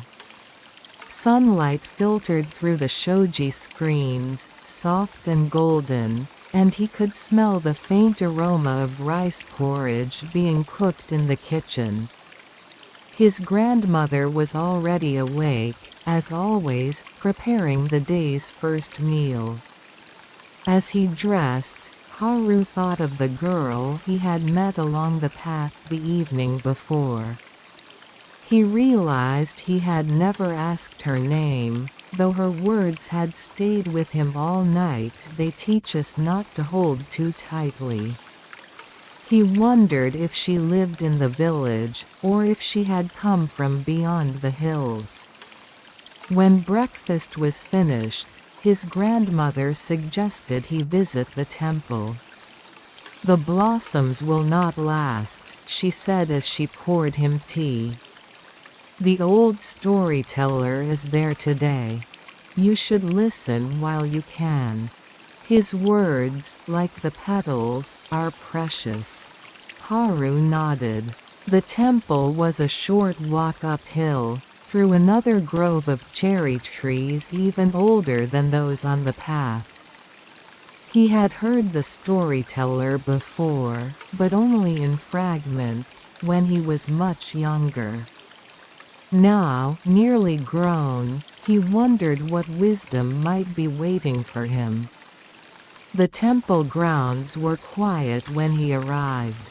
A few monks swept the stone steps, their brooms stirring petals into small piles that the wind quickly scattered again. The air smelled faintly of incense, and the great bronze bell stood silent, waiting for evening. Haru removed his sandals and stepped onto the polished wooden veranda. There, seated on a cushion beneath the shade of the eaves, was the storyteller. He was a man well into his 70s, his hair silver white, his eyes dark but bright, like stones polished by a river. His robe was simple, patched in places, but he wore it with a dignity that made the fabric seem as fine as silk. Several villagers had gathered around him, sitting cross-legged, children in the front, elders in the back. Haru found a place near the side, bowing respectfully before settling down. The storyteller cleared his throat, his voice low but steady. "The blossoms fall," he began, "and with them, we remember. Each petal carries a story, and if we listen carefully, we may hear it." He picked up a single petal that had landed on the veranda beside him, holding it between finger and thumb. "This," he said, "is not merely a flower. It is time itself. It reminds us that beauty lives in its briefness, that life is strongest when it does not cling." The children leaned closer, their eyes wide. Haru too leaned forward, drawn into the cadence of the man's voice. The storyteller continued, "Long ago, before this village was built, there was a samurai who walked these hills. He had seen many battles, and though he was victorious, his heart grew heavy with the weight of lives lost. One evening, he came to rest beneath a cherry tree, just as the blossoms were falling. He asked the tree, "Why do you bloom, if only to wither so quickly?" The wind answered through the petals, "Because I must. Because in falling, I am free." The samurai wept then, for he understood.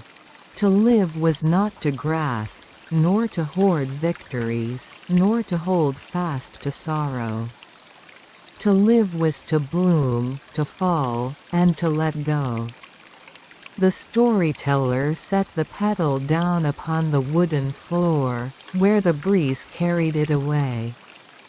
His eyes scanned the gathered listeners. So it is with us.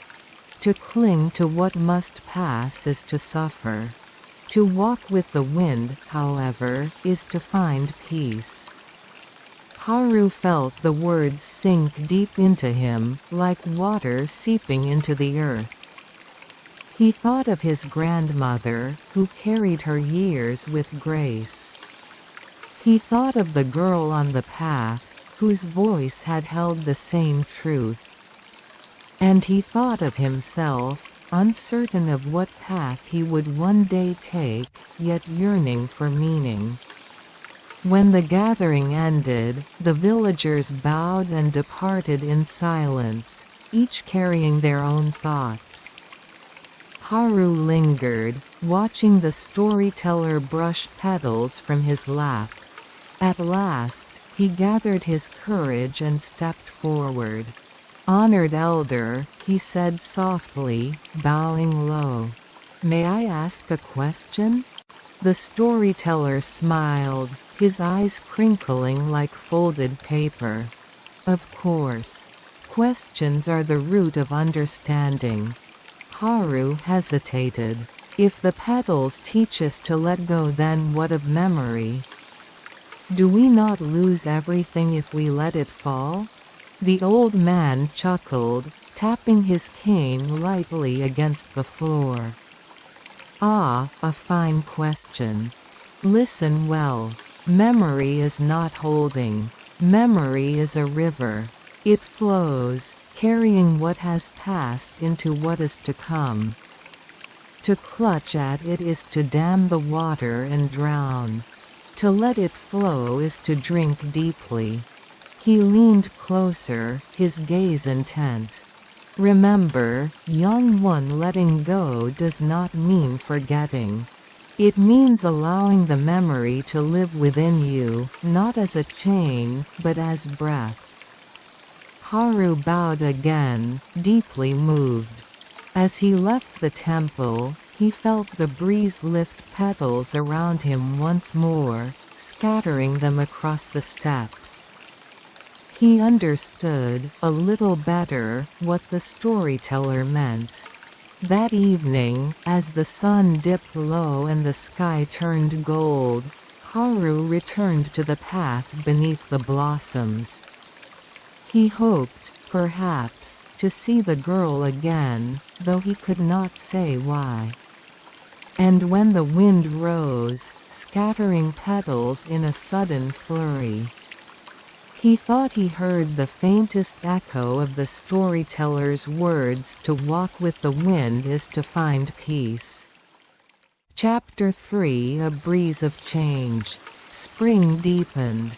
The blossoms, once full and heavy on the branches, began to thin. Each evening, the path grew less bright, the petals fewer upon the stones, until the breeze carried more empty air than flowers.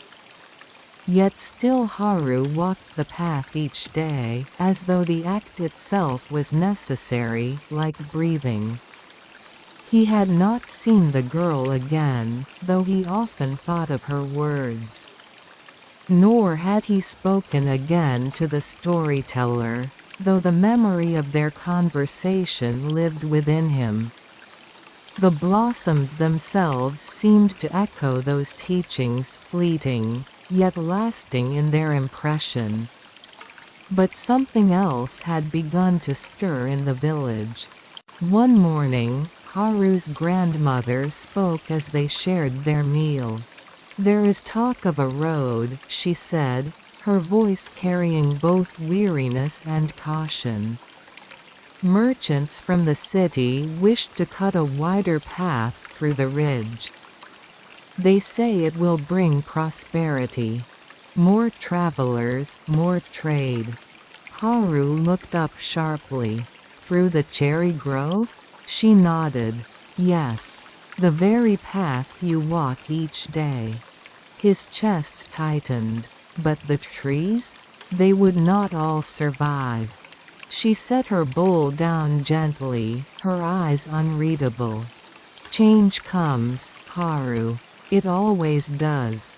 What matters is how we meet it." The words sat heavy in his heart. He left the house soon after, climbing quickly to the ridge. When he arrived, the path was quiet, the trees swaying as if whispering among themselves. He placed his hand against the rough bark of one trunk, feeling its strength, its age. The thought of axes cutting through it made his stomach twist. He imagined the blossoms gone, the breeze carrying nothing but dust. The path would be wider, yes, and merchants might pass with their goods, but would they pause to bow beneath the blossoms, or catch a petal in their palm? Would they hear the whisper of the wind? That evening, Haru returned to the temple.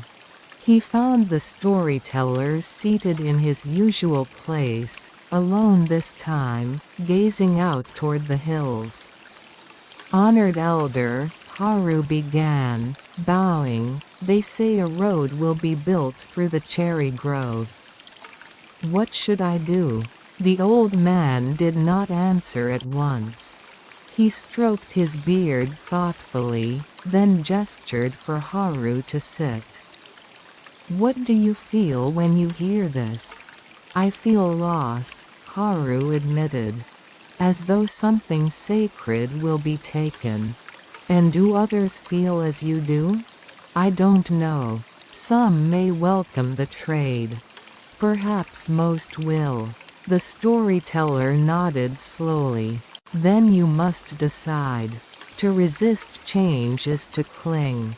To accept blindly is to forget. What matters is to walk as the petals do falling, yet carried by the wind to a new place." "Can you find such a path?" Haru lowered his gaze. "I don't know." The storyteller's eyes softened. "Then listen more closely. The answer may come, not from your thoughts, but from the wind." Days passed, and the talk of the road spread. Some villagers were excited, speaking of silks and tea and coins that might come from distant cities.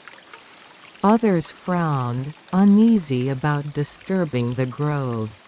Haru listened to them all, but the more he heard, the more uncertain he became. One afternoon, he climbed the ridge again. The blossoms had thinned greatly now, only a few clinging stubbornly to the branches.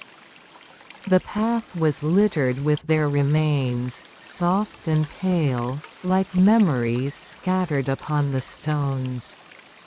And there, sitting once more upon the stone bench, was the girl. She turned as he approached, her ribbon fluttering in the breeze. "We meet again," she said with a small smile. Haru felt relief wash over him. "Yes. I had hoped to see you." She gestured to the ground, where petals lay in uneven piles.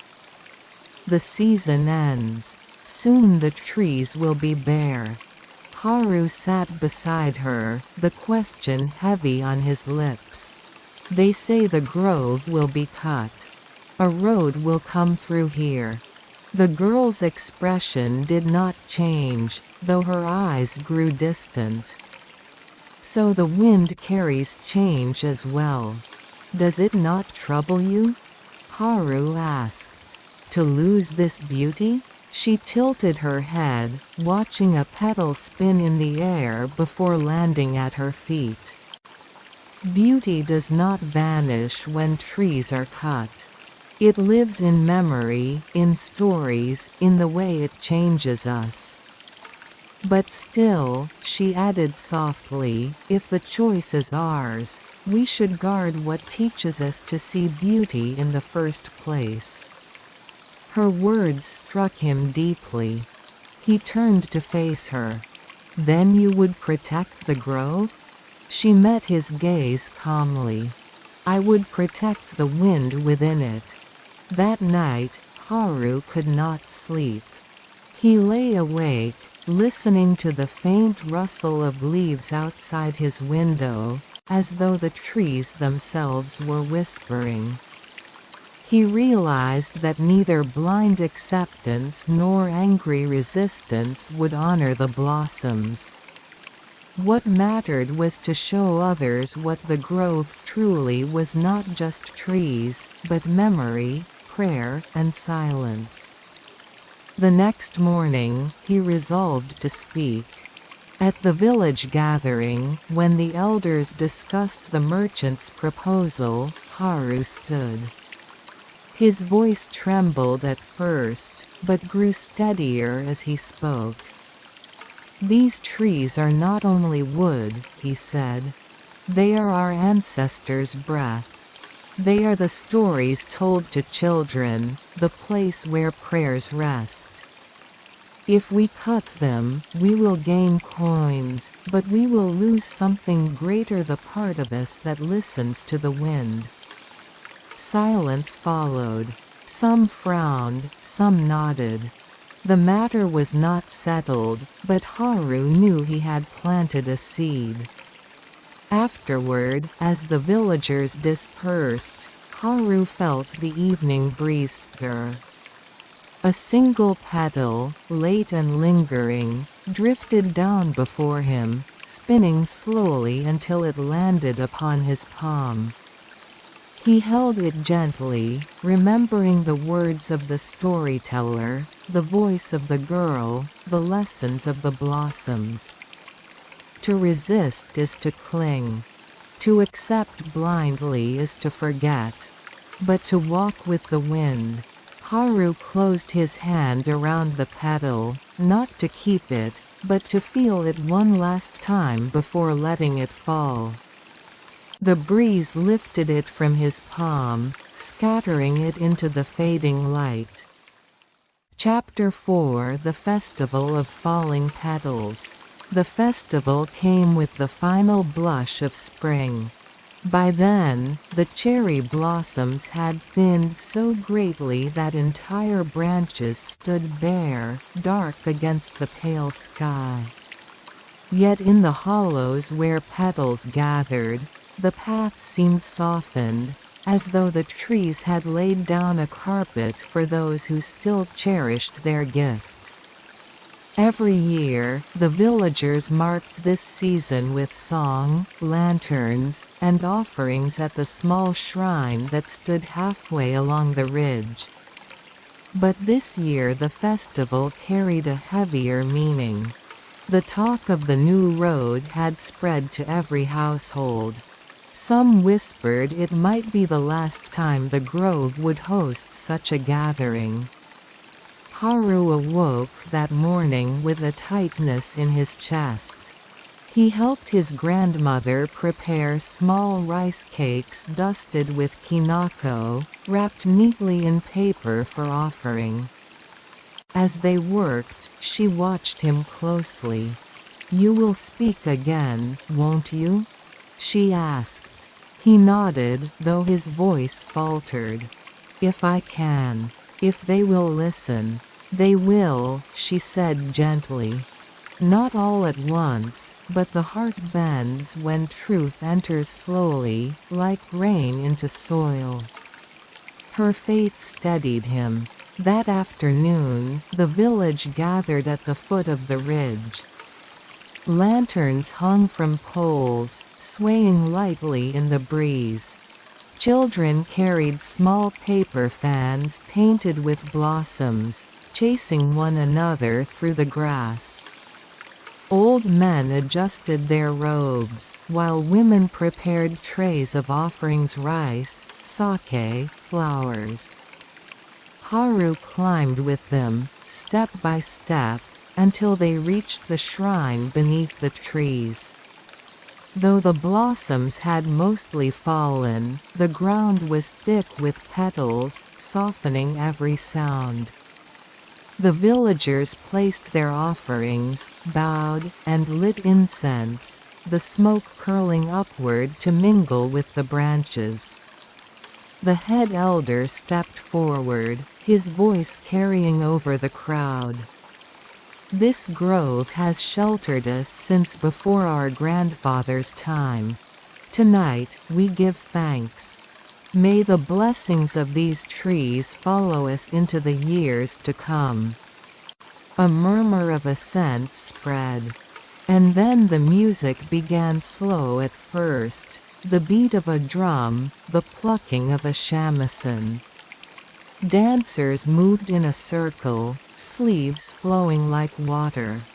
Haru stood at the edge, watching. For a moment, he forgot the road, the merchants, the arguments. All that mattered was the beauty before him: villagers old and young, moving together beneath the fading blossoms, their faces lit by lantern glow. As twilight deepened, Haru stepped forward. His heart hammered, but the memory of the storyteller's words, "walk as the petals do," gave him courage. He bowed before the elder, then turned to face the people. "Honored friends, elders," he began, his voice low but clear. "Tonight we thank the trees. But there is talk of cutting a road through this grove. Before the decision is made, I ask you to look around you. Look at the lanterns, the songs, the way the petals fall. Can you imagine these things without the trees to guard them?" Some murmured, some shifted uneasily. Haru pressed on. "These trees are not just wood. They are the breath of our ancestors. They are the path where children learn to listen, where prayers rest upon petals. If we lose them, what coin can buy back what is gone?" A hush fell. The elder studied him, unreadable. Then another villager, an old woman, her back bent with age, spoke. "He is right. My mother walked this path when she was a girl.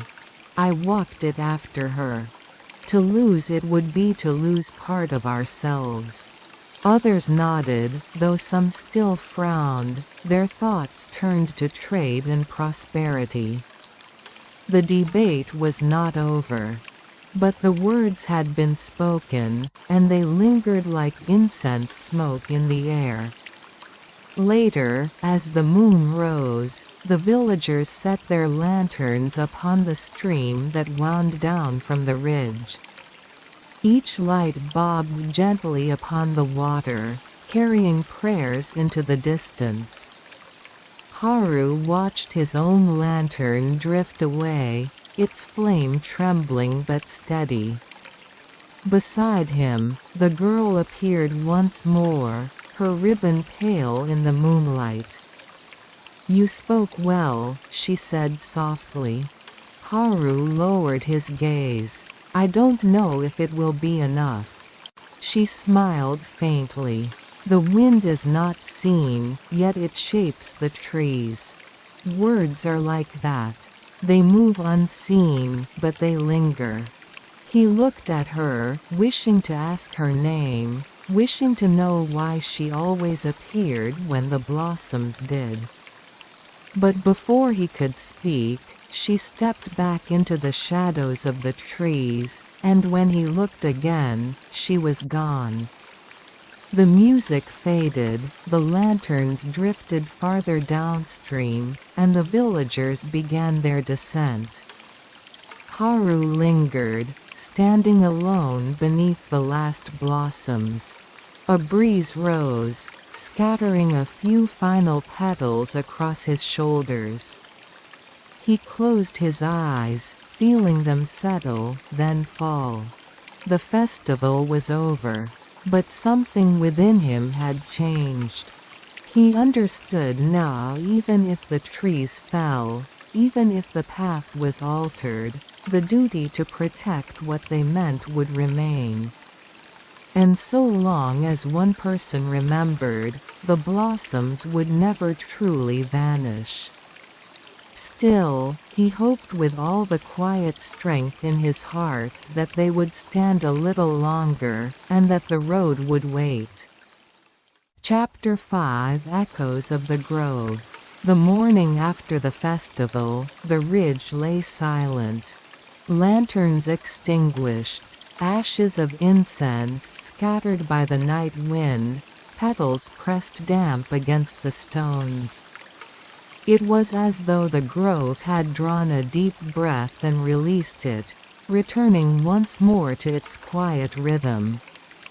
Haru walked the path alone. The village still slept, weary from celebration.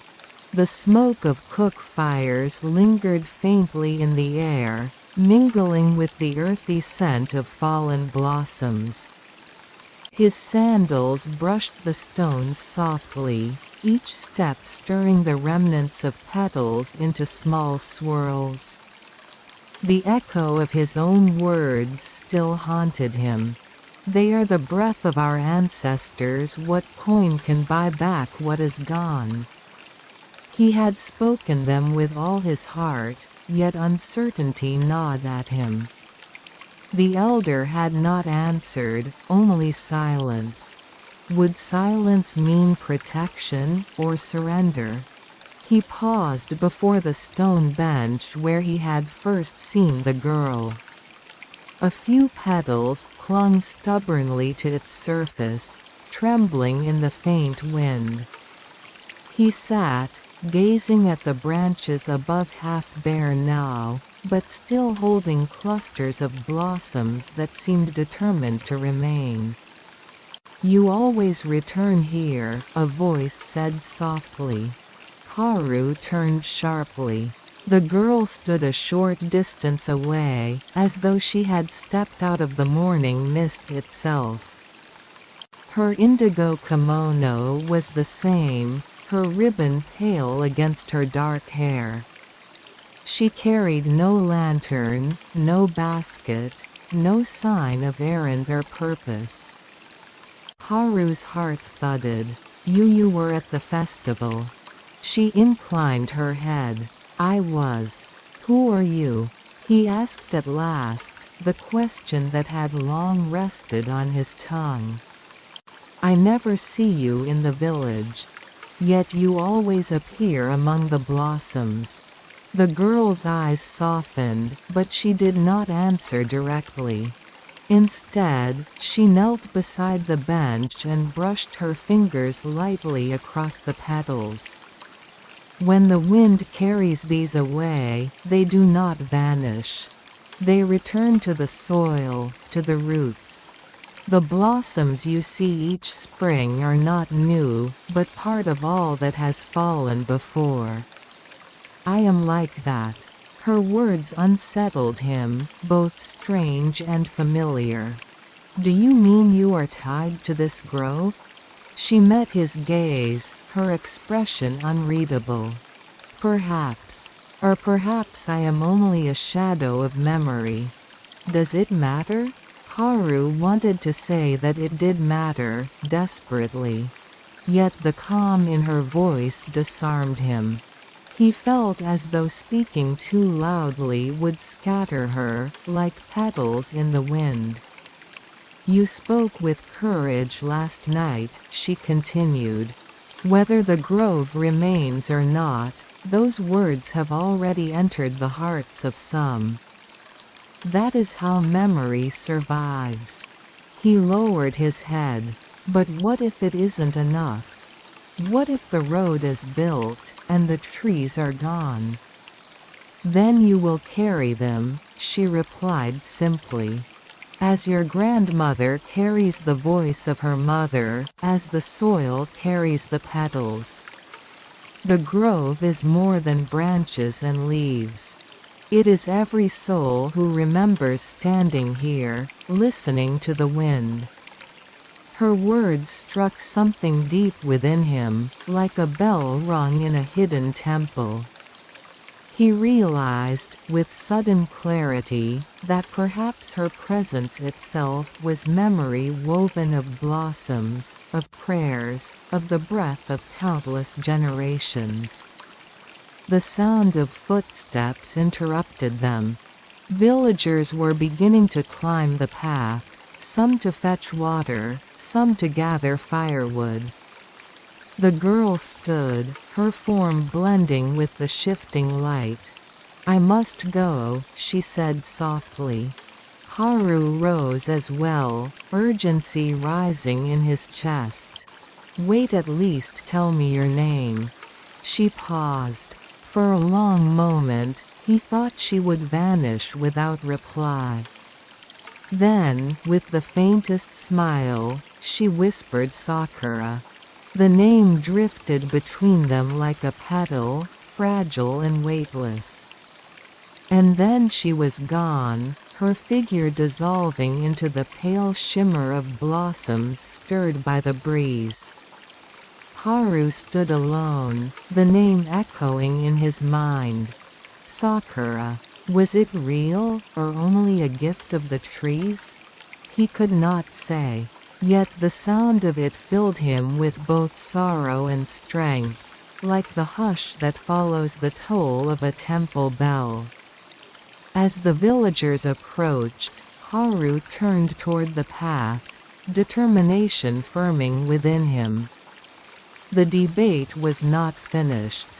The grove might yet be lost. But he now understood what Sakura meant to carry the memory, to keep it alive in word, in song, in heart. The petals had taught him. The grove had given him voice. Even if silence followed, its echo would remain. Chapter 6: The Decision at the Council. The day of the council dawned with a chill.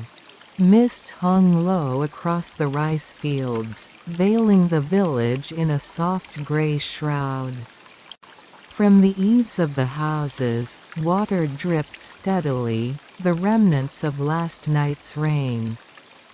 To Haru, the entire world seemed to hold its breath. The council was to be held in the great hall near the temple, a building of dark cedar beams polished by centuries of hands. It was here that disputes were settled, festivals declared, and matters of land decided. Never in Haru's lifetime had the hall felt so heavy with expectation.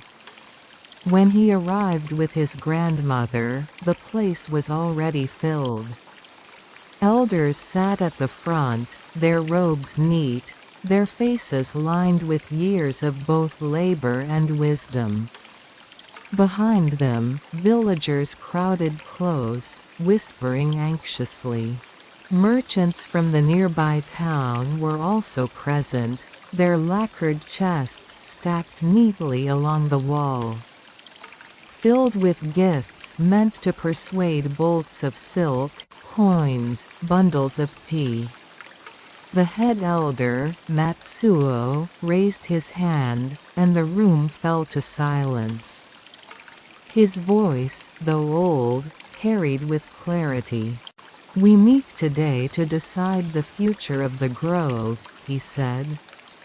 "A road has been proposed, one that will bring trade, wealth, and change. But to build it, the trees must be felled. We must weigh gain against loss, and memory against necessity. A murmur spread. Then one by one, voices rose, some for the road, some against. The grove is beautiful, yes, but beauty fills no stomach, one farmer declared. If merchants come more often, our rice will sell higher. But what of our children? An older woman countered. Shall they never walk beneath blossoms as we have? Back and forth it went, each argument striking like a hammer against stone. Haru sat trembling, his hands clenched tight in his lap. His grandmother touched his arm. "Go," she whispered. "The grove waits for your voice." He stood, the blood rushing to his ears. The villagers turned to him, some expectant, some doubtful. He bowed deeply before the elders, then lifted his gaze. "I am only 17, he began, his voice wavering but growing stronger with each word, "but I have walked the path beneath the blossoms all my life.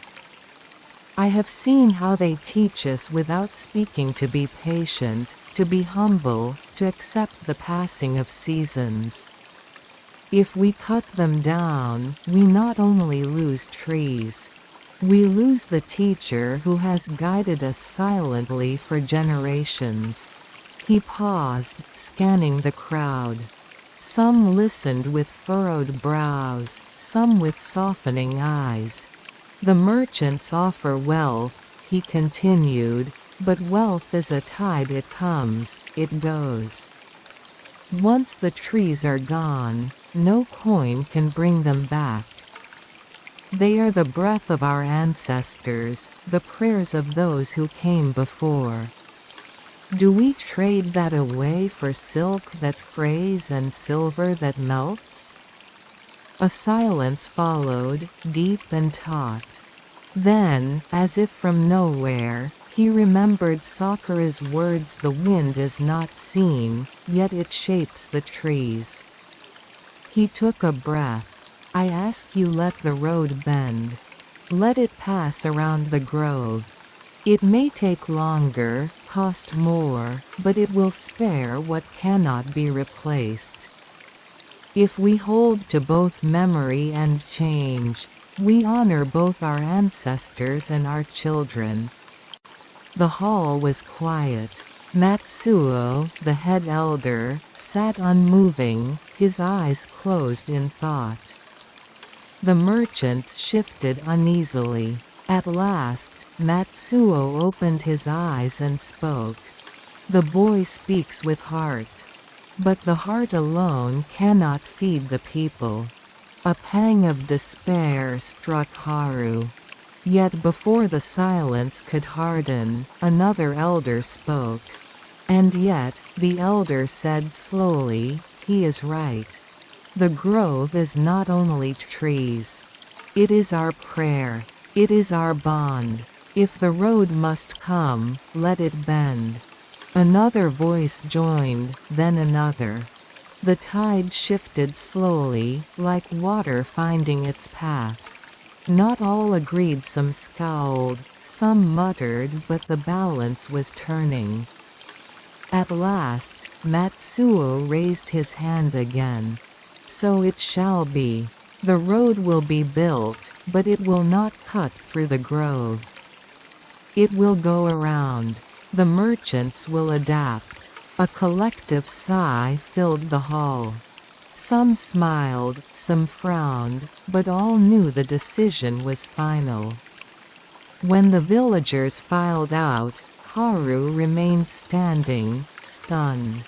Relief and disbelief tangled within him. His grandmother placed a hand on his shoulder, her eyes shining. "You walked as the petals do," she whispered. And the wind answered. Haru bowed his head, overwhelmed. But as he stepped out into the sunlight, he thought he saw a figure at the far edge of the path an indigo kimono, pale ribbon, standing just beneath the blossoms. Sakura. She met his gaze only for a heartbeat, then the breeze stirred, scattering petals across his vision. When they cleared, she was gone. That night, as the village celebrated quietly, Haru returned once more to the grove. The moon was bright, casting silver light upon the branches. He sat on the old stone bench, listening to the soft rustle of the wind through the blossoms. "Thank you," he whispered into the night. He did not know if he spoke to Sakura, to the ancestors, or to the trees themselves. Perhaps they were all one. The petals drifted down, and for the first time, Haru felt not sorrow for their falling, but gratitude for their return. The grove would remain. Its echo would endure. Chapter 7 Petals Beyond Time. Years passed. The road was built, winding carefully around the grove just as the council had decreed. Merchants came and went, their carts creaking with goods, their laughter mingling with the chatter of villagers who welcomed both trade and prosperity. Yet through it all, the grove remained untouched, its blossoms falling each spring as faithfully as the turning of the seasons. Haru grew older. He took his place among the farmers, tending the rice fields in summer, gathering wood in autumn, shoveling snow in winter. But no matter the work, he always returned to the path beneath the blossoms. At times, when he walked alone in the twilight, he still thought he saw her Sakura standing quietly beneath the branches. Her indigo kimono blending with shadow, her pale ribbon shimmering faintly in the wind. But each time he blinked, she was gone, leaving only the petals drifting through the air. Perhaps she was a memory, as she had said. Perhaps she was the spirit of the trees, or the voice of all who had walked the path before him. Haru no longer sought an answer. It was enough to know she had guided him once, and through that guidance, the grove had survived. When his grandmother passed, Haru stood before the shrine with tears streaming down his face. As incense smoke curled upward, petals fell around him, softening his grief. He remembered her words, "The heart bends when truth enters slowly, like rain into soil." He carried those words as he carried the memory of Sakura, the blessing of the petals, the weight of his ancestors' prayers. Seasons turned. Haru married, raised children, and taught them to bow when the blossoms brushed their shoulders. He told them of the festival, of the council, of the night lanterns floating down the stream. And always, he told them, "These trees are not just wood. They are the breath of those who came before. When you walk here, you walk with them." His children listened, wide-eyed, as he once had listened to his grandmother. And so the memory wove itself anew, as strong as roots beneath the earth. In time, Haru himself became an elder of the village. His hair turned silver, his back bent, yet his eyes still shone whenever the blossoms returned. Each spring, he walked slowly up the path, leaning on his staff, stopping at the stone bench where he had once met the mysterious girl. And sometimes, though he told no one he felt her presence beside him, as if she still lingered just beyond the veil of petals.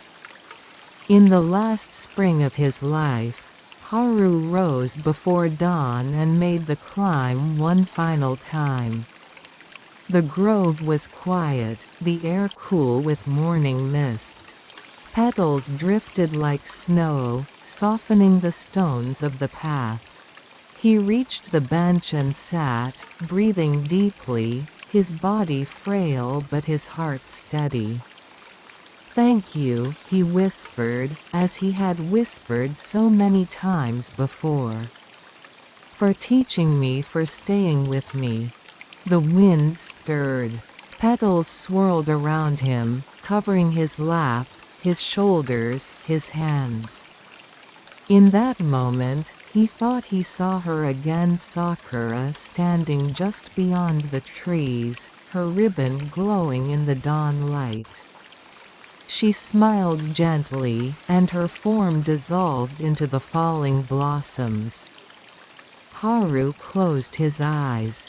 The last thing he felt was the touch of petals against his skin, light as breath, eternal as memory. Years later, his children and grandchildren continued to walk the path. They spoke of Haru, of his courage at the council, of the way he loved the grove. They spoke of the blossoms, how they seemed to fall more gently whenever the family gathered there. And though no one saw her clearly, some said that on quiet evenings, when the lanterns glowed, and the wind stirred, a girl in an indigo kimono could be glimpsed among the branches, watching with quiet eyes. Whether spirit, memory, or dream, she remained. The grove endured. The blossoms continued to fall, year after year, each petal carrying with it a fragment of the past. Travelers paused, villagers lingered, children chased drifting petals as Haru once had. And always, the path beneath the blossoms whispered the same truth. All things fall, and yet all things remain. Thus the petals scattered, beyond time, beyond sorrow, beyond forgetting. And in their falling, they carried the breath of the ancestors into every new spring. The hidden stream in moonlight. Prologue. The stream revealed. The night was heavy with silence, broken only by the faint rustling of leaves in the forest and the distant cry of a nightbird. A full moon rose over the hills, pouring silver light across the sleeping valley. It touched the tops of pine trees, spilled over the roofs of the quiet village, and finally revealed a path that few remembered, an ancient trail leading deeper into the woods. At the end of that forgotten trail lay a stream. By day, it was nearly invisible, hidden beneath moss and reeds, its water so clear it seemed to vanish into the stones. But when the moonlight touched it, the stream awakened. Silver shimmered across its ripples, and the surface glowed as though it carried the reflection of another world. Few in the village spoke of this place anymore.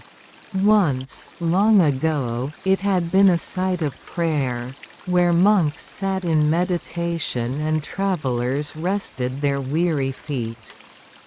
Stories were told of spirits who lived in the stream, guarding it against harm, guiding those who sought truth. But in time, the path grew overgrown, and memory faded. Yet the stream remained, waiting. Waiting for the moment when the moonlight would once more reveal its hidden beauty. Waiting for someone whose heart was quiet enough to hear its voice. Chapter 1. The Boy Who Listened. In the small mountain village of Hoshimura, a boy named Ren lived with his grandfather. Their home was modest, built of cedar and stone, with a garden that grew wild in the spring and quiet in the winter. Ren's parents had passed away when he was young, leaving him in his grandfather's care. Though he lacked many things, he never lacked for stories, for his grandfather's voice was rich with memory. Ren loved to wander the paths beyond the village. He climbed the ridges, explored bamboo groves, and followed deer trails into the forest. The villagers often warned him not to wander too far, for the mountains were vast and filled with secrets. But Ren felt at home among the trees. He listened to the rustle of wind in the leaves, the chatter of sparrows, the trickle of streams. One evening, when the moon was full, Ren strayed farther than usual. The forest was hushed, bathed in silver light. As he walked, he noticed a faint gleam in the distance, like water catching fire. Drawn by curiosity, he followed until the trees opened, revealing the hidden stream. It was unlike anything he had seen before. The water shone as if lit from within, each ripple carrying moonlight deeper into the forest.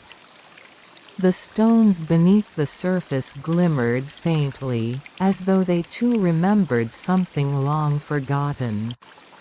Ren knelt at the bank, his reflection shimmering beside the moon's. As he leaned closer, a breeze stirred, carrying the faintest sound, a whisper, like a sigh. Ren froze. The voice was neither bird nor wind, but something softer, almost human. "Who is there?" he asked aloud. No answer came. Only the steady, silver rippling of the stream. Yet Ren could not shake the feeling that someone or something had heard him. That night, he returned home late. His grandfather was waiting, lantern in hand. "Ren," the old man said gently, "the forest is no place for wandering at this hour." "I found something," Ren said breathlessly. "A stream that shines in the moonlight."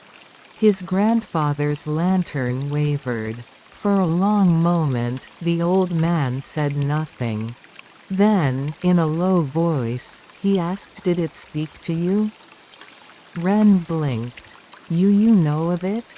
The old man's eyes grew distant. "I know of the hidden stream.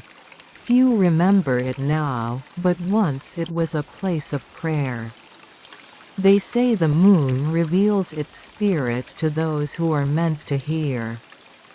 Be careful, Ren. Not every voice in the forest is kind." Ren could not sleep that night. He lay awake, listening to the night sounds beyond the shutters, his thoughts drawn again and again to the silver water, to the whisper he thought he had heard.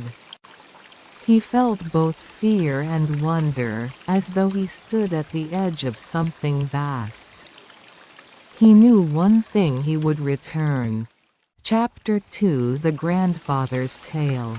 The next evening, after the chores were done and supper had been eaten, Ren sat across from his grandfather by the fire. The crackle of burning pine filled the silence. Outside, the night was calm, the moon once again bright above the rooftops. Ren waited patiently, for he knew his grandfather spoke only when the moment was right. Finally, the old man set down his cup of tea and looked at the boy with weary eyes. "You saw the stream again in your dreams, didn't you?" he asked. Ren nodded. "I can't stop thinking about it. The way it shone and the whisper. I know I heard something." The old man sighed deeply. "Then I must tell you what I have kept hidden, though I had hoped you would never need to know." Ren leaned forward, eager. His grandfather's stories were always rich with mystery, but the weight in his voice tonight was different, heavier, older. "Long ago," the old man began, "when this village was young, the hidden stream was no secret. It was a place where people came to pray. They believed the water carried the blessings of the moon. Farmers drew from it in times of drought, and travelers sought it when lost in the mountains. But there was more to it than water." His gaze drifted toward the window, where the moonlight spilled faintly on the paper screens. "They say a spirit dwelt in the stream. Some called it a guardian, others a messenger. Its voice was like the wind, and it could only be heard by those whose hearts were clear. It gave guidance to the worthy, but it also tested them. For every blessing, there was a price. That is the way of balance." Ren's eyes widened. "Did you ever hear it yourself?" The old man hesitated, and for a moment his face seemed younger, shadowed by memory. "Yes," he said at last. "Once, when I was not much older than you. I wandered to the stream by chance, under a moon much like the one tonight. I heard the whisper, too. It called my name. I thought I was chosen, but I was afraid. I ran from it, and I never returned. Perhaps that is why I have always lived with the feeling of something unfinished." Ren was silent, trying to imagine his strong, wise grandfather as a frightened boy. "Why didn't you go back?" he asked softly. "Because," the old man said, "the voice does not call twice in the same way. I lost my chance. And I swore I would not let you be tempted by it. Yet here we are." He studied Ren carefully. "If the stream has revealed itself to you, then perhaps it is your fate. But fate is not always kind." Ren's heart pounded. He felt torn between fear and longing. He wanted to see the stream again, to understand its whisper.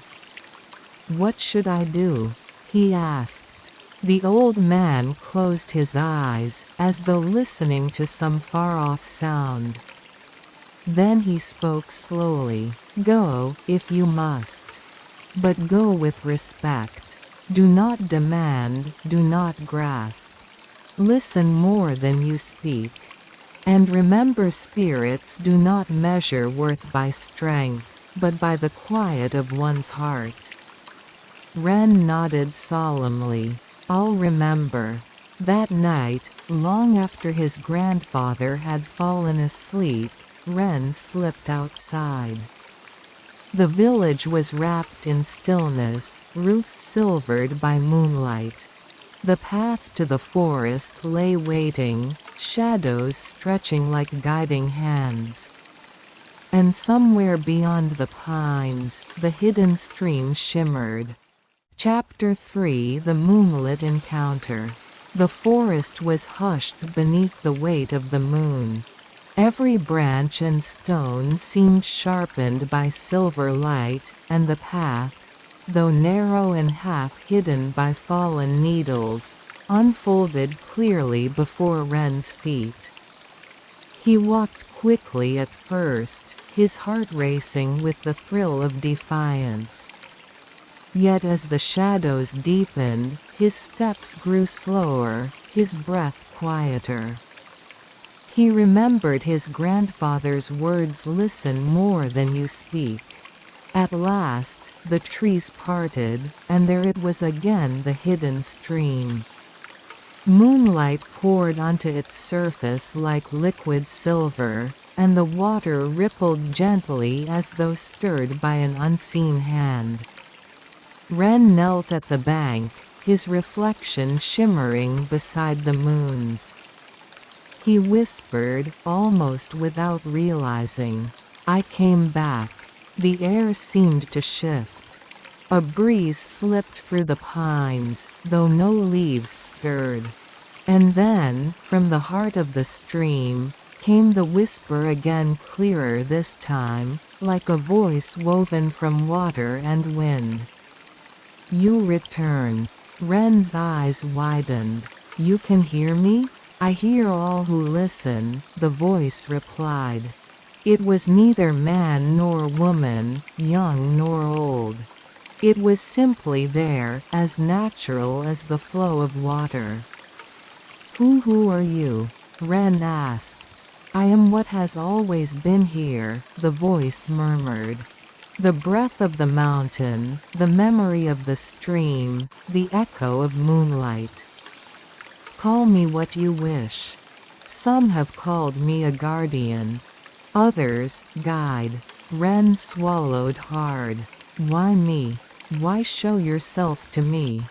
The water rippled, and his reflection wavered. "Because your heart is quiet enough to hear. And yet it is restless. You stand between silence and longing. Such hearts are rare." Ren hesitated, the words trembling in his chest. "What do you want from me?" The voice grew softer, like a secret carried only for him. "Not want. Only offering. A path, hidden, as the stream is hidden. Walk it, and you may learn the truth about yourself. But every path has shadow as well as light." Ren's hands tightened on his knees. "Will I be tested?" A pause. Then the faintest ripple of laughter, light as falling rain. "Every breath is a test. The stream only makes you see it." Silence followed, broken only by the murmur of water. Ren sat frozen, unsure what to say. At last, he whispered, "Will you guide me?" The moonlight brightened across the water, and for a moment, Ren thought he saw something, an outline, almost human, standing within the stream. But when he blinked, it was gone. "You must walk with your own feet," the voice said. "But I will walk beside you, unseen." The sound faded, dissolving into the forest's hush. The stream returned to its simple flow, quiet and silver. Ren sat for a long while, trembling, yet filled with a warmth he could not explain. He knew the voice was real. He knew his grandfather's story had not been mere legend. And he knew beyond doubt that this was only the beginning. Chapter 4: The Path of Shadows. The following nights drew Ren back again and again to the hidden stream. Each time, the moonlight revealed more of its quiet mystery, and each time, the whispering voice returned. Sometimes it spoke clearly, other times it was no more than a sigh in the reeds. However, it always left Ren with questions. One night, when the air was crisp with the first breath of autumn, the voice spoke differently. The water's surface shivered, though no wind stirred. "Are you ready to see what lies beyond?" it asked. Ren hesitated. "Beyond what?" "The stream is a mirror. Beneath it lies a path unseen. Few are willing to walk it, for it shows more than the eyes can bear." Ren's chest tightened. His grandfather's warning echoed in his memory. Spirits do not measure worth by strength, but by the quiet of one's heart. I want to understand, Ren whispered. The moonlight deepened. The stones beneath the water gleamed, and slowly, impossibly, the surface began to part. The stream, once shallow, now revealed a dark corridor beneath, as though the water itself had opened a gate. Ren's breath caught. He looked around. The forest was utterly still. He stepped closer, heart pounding, and placed his foot upon the shining stones. The coldness bit through his sandals, but he did not withdraw. "Follow," the voice murmured. "But do not stray." Ren moved forward. The world shifted. The whisper of crickets, the cool night air, the silver moon all fell away. He found himself walking on a stone path that wound downward through a tunnel of roots and shadow. Faint lantern light glimmered ahead, though no lanterns hung. The glow seemed to rise from the walls themselves, guiding him forward. At last, he stepped into a clearing. The moon was above, but dim, veiled as though seen through mist. In the center of the clearing stood a great pine, its trunk ancient and scarred. Beneath its boughs lay stones arranged in a circle. And between them, shadows moved. They were not men, nor quite animals. They were outlines, shifting forms that flickered like smoke. Ren froze, his mouth dry. The voice returned, not from the stream but from all around him. "These are the echoes of those who walked before. Some carried burdens they could not release. Others sought answers they were not ready to bear. Their shadows linger, bound to the path." Ren swallowed hard. "What do they want from me?" "To test you," the voice said. "They will show you fear. They will press upon your heart. If you falter, you too will linger here. If you endure, the path will open." Ren's legs trembled, but he forced himself to stand tall. "I'll face them." The shadows stirred. One by one, they began to take form. The first became the outline of a man, bent with sorrow.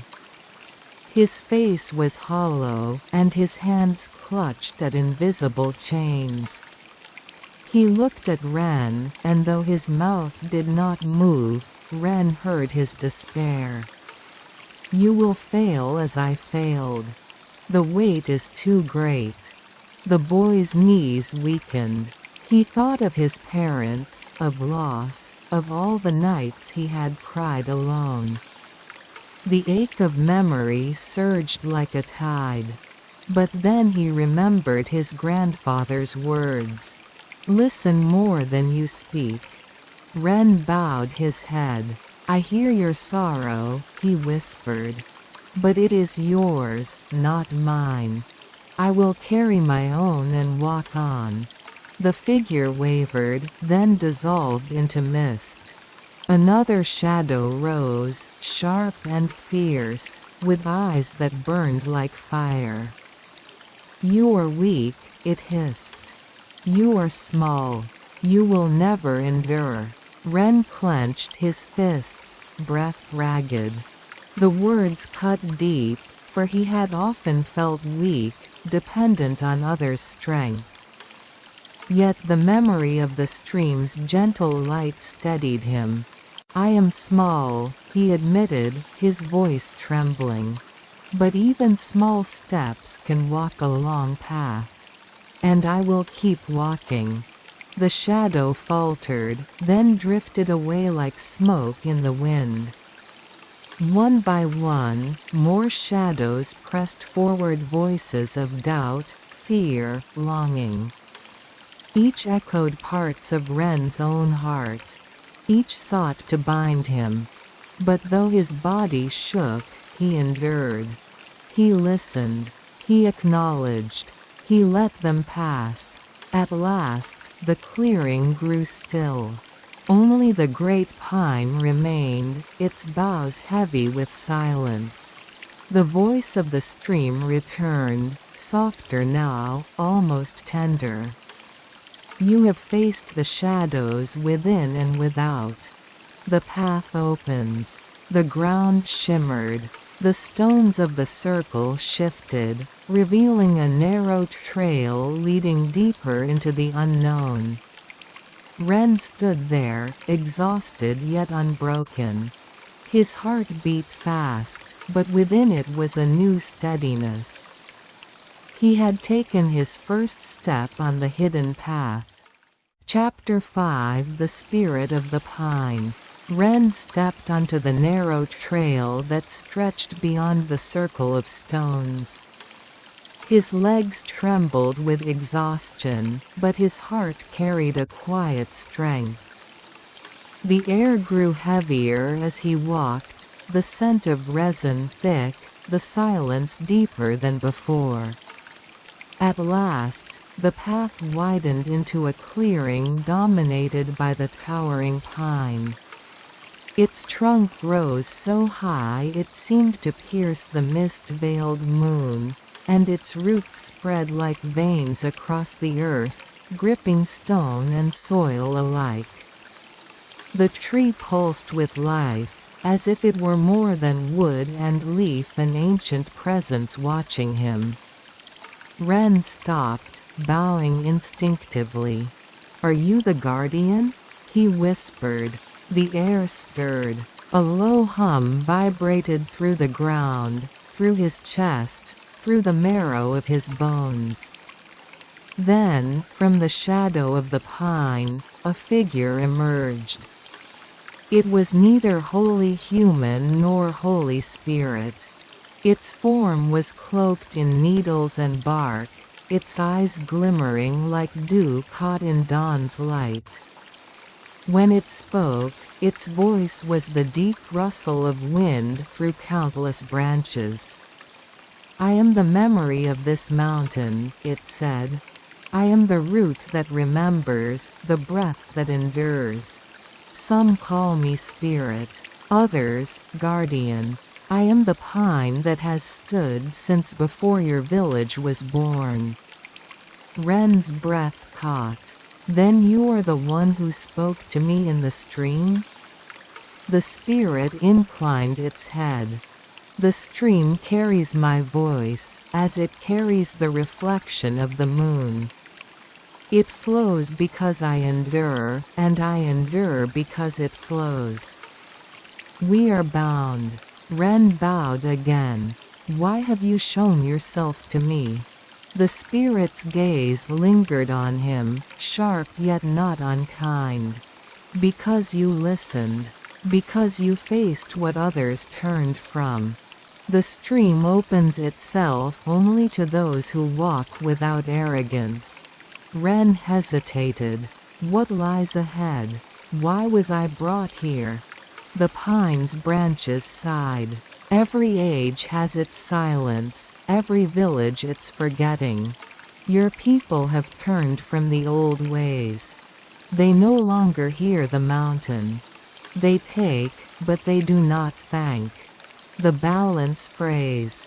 In time, even the stream will wither. Ren's heart tightened. What can I do?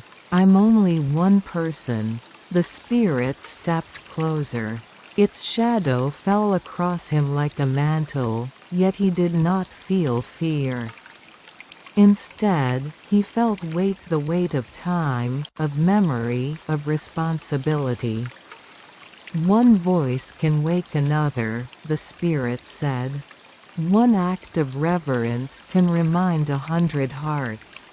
Do not think yourself small.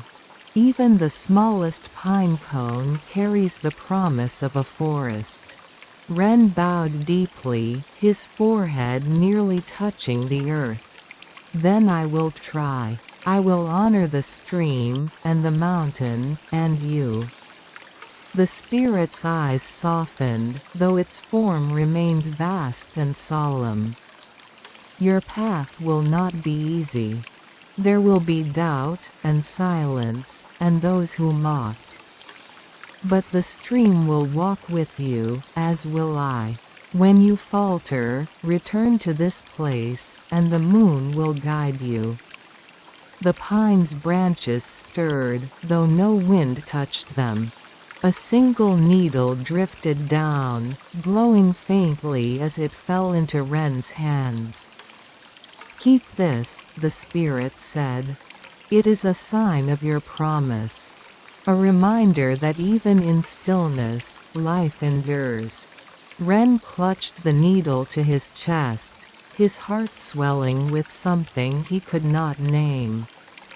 Awe, gratitude, determination, they mingled into one. The spirit slowly withdrew into the pine's shadow. Its voice lingered, low and eternal. Walk well, child of the village. Walk well, child of the stream. The clearing dimmed. The trail behind him shimmered, drawing him back toward the world above. When Ren stepped once more into the forest, the hidden stream lay before him, silver beneath the moon. He looked down at the glowing pine needle in his hand and knew his life had changed forever. Chapter 6: The Return to the Village. The forest seemed changed as Ren walked back along the path, though perhaps it was he who had changed. The same moonlight poured through the canopy, the same whisper of night insects filled the air. Yet everything felt sharper, fuller, as if alive with hidden meaning. When he reached the edge of the village, the lanterns in the houses had long been extinguished. Only the faint glow of the shrine lamp remained, burning steadily before the worn stone fox that guarded the gate. Ren paused there, bowing deeply, before slipping quietly into his home. His grandfather was awake, seated by the hearth with a single candle flickering beside him. His eyes, though heavy with years, sharpened the instant Ren entered. You went back, the old man said. Ren knelt, holding out the glowing pine needle with both hands. I met the guardian. I heard its voice. It gave me this. The old man's face tightened with awe and fear all at once. He leaned closer, peering at the faintly shining needle. So the stories were true, you walked the hidden path. Ren nodded. It said the balance is fraying. That the village has forgotten to honor the mountain, the stream, the spirits. If we do not remember, the stream itself will wither. The old man's shoulders sagged, as though carrying a weight he had long avoided. I feared as much. Our people once offered thanks each season. We poured water back into the stream as a gift. We left rice for the foxes, lit lanterns for the river. But those days are gone. Few believe in such things now. Ren's chest tightened. Then I must remind them. His grandfather studied him for a long moment, then slowly nodded. You are young, Ren, and they will not listen easily. But perhaps your voice will stir something in their hearts. The next morning, Ren carried water from the well to the hidden stream. He poured it carefully into the flow, bowing as he whispered words of gratitude. The pine needle glowed faintly in his hand, as if acknowledging his gesture. For days, he continued this, speaking quietly to the stream, leaving offerings of wildflowers or rice. He did not expect anyone to notice.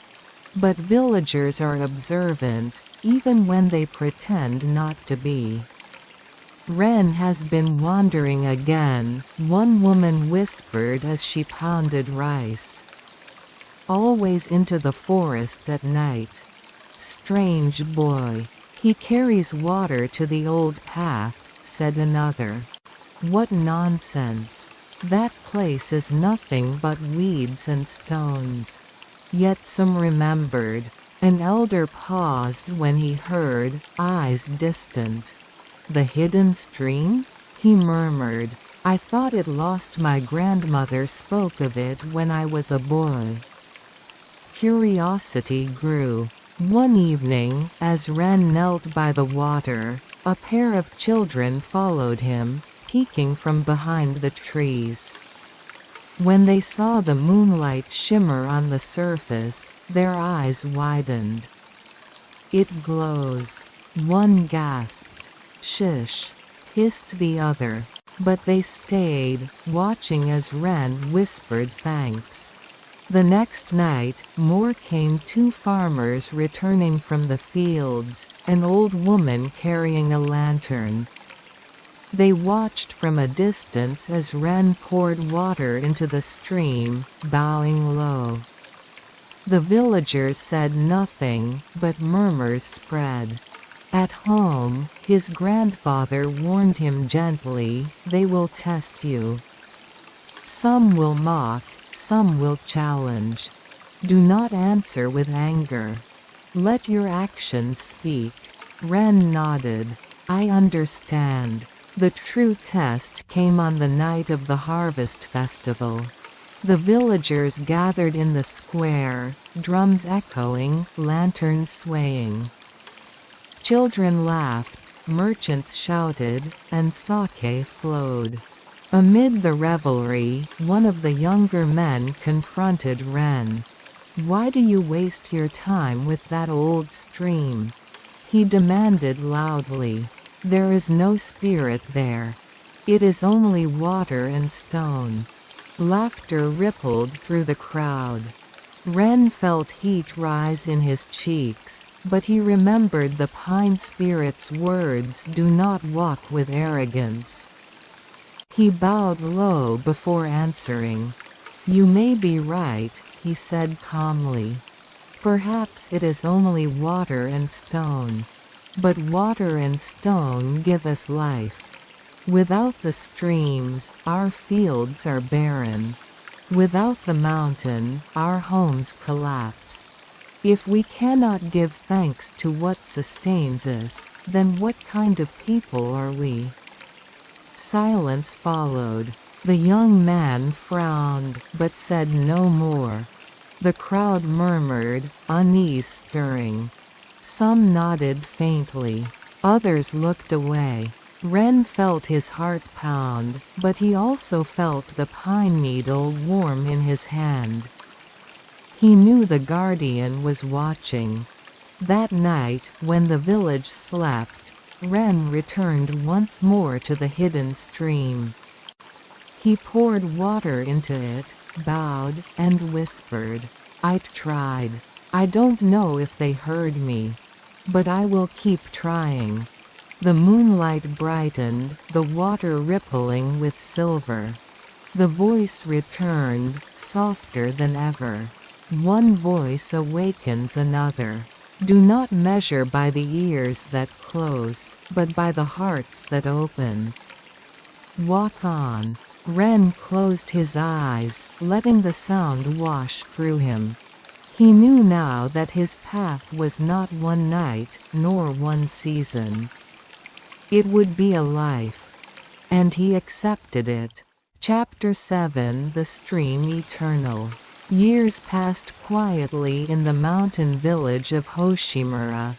Seasons cycled as they always had cherry blossoms drifting in spring, green rice paddies swelling in summer, crimson leaves falling in autumn, snow blanketing the fields in winter. Yet something subtle had changed. It began with Ren, still a boy then, carrying water to the hidden stream beneath the moonlight. Villagers had watched in silence, some with doubt, some with ridicule. But as years went by, silence gave way to curiosity, and curiosity to memory. The old customs slowly returned. At planting season, families once again poured the first bowls of water into the stream, whispering thanks for fertile soil. During harvest, rice and sake were placed on its banks in gratitude. On nights of sorrow, lanterns floated along its rippling surface, carrying prayers into the dark. The stream no longer shimmered for Ren alone. Children whispered that they too could see the silver glow, faint but real, when the moon was full.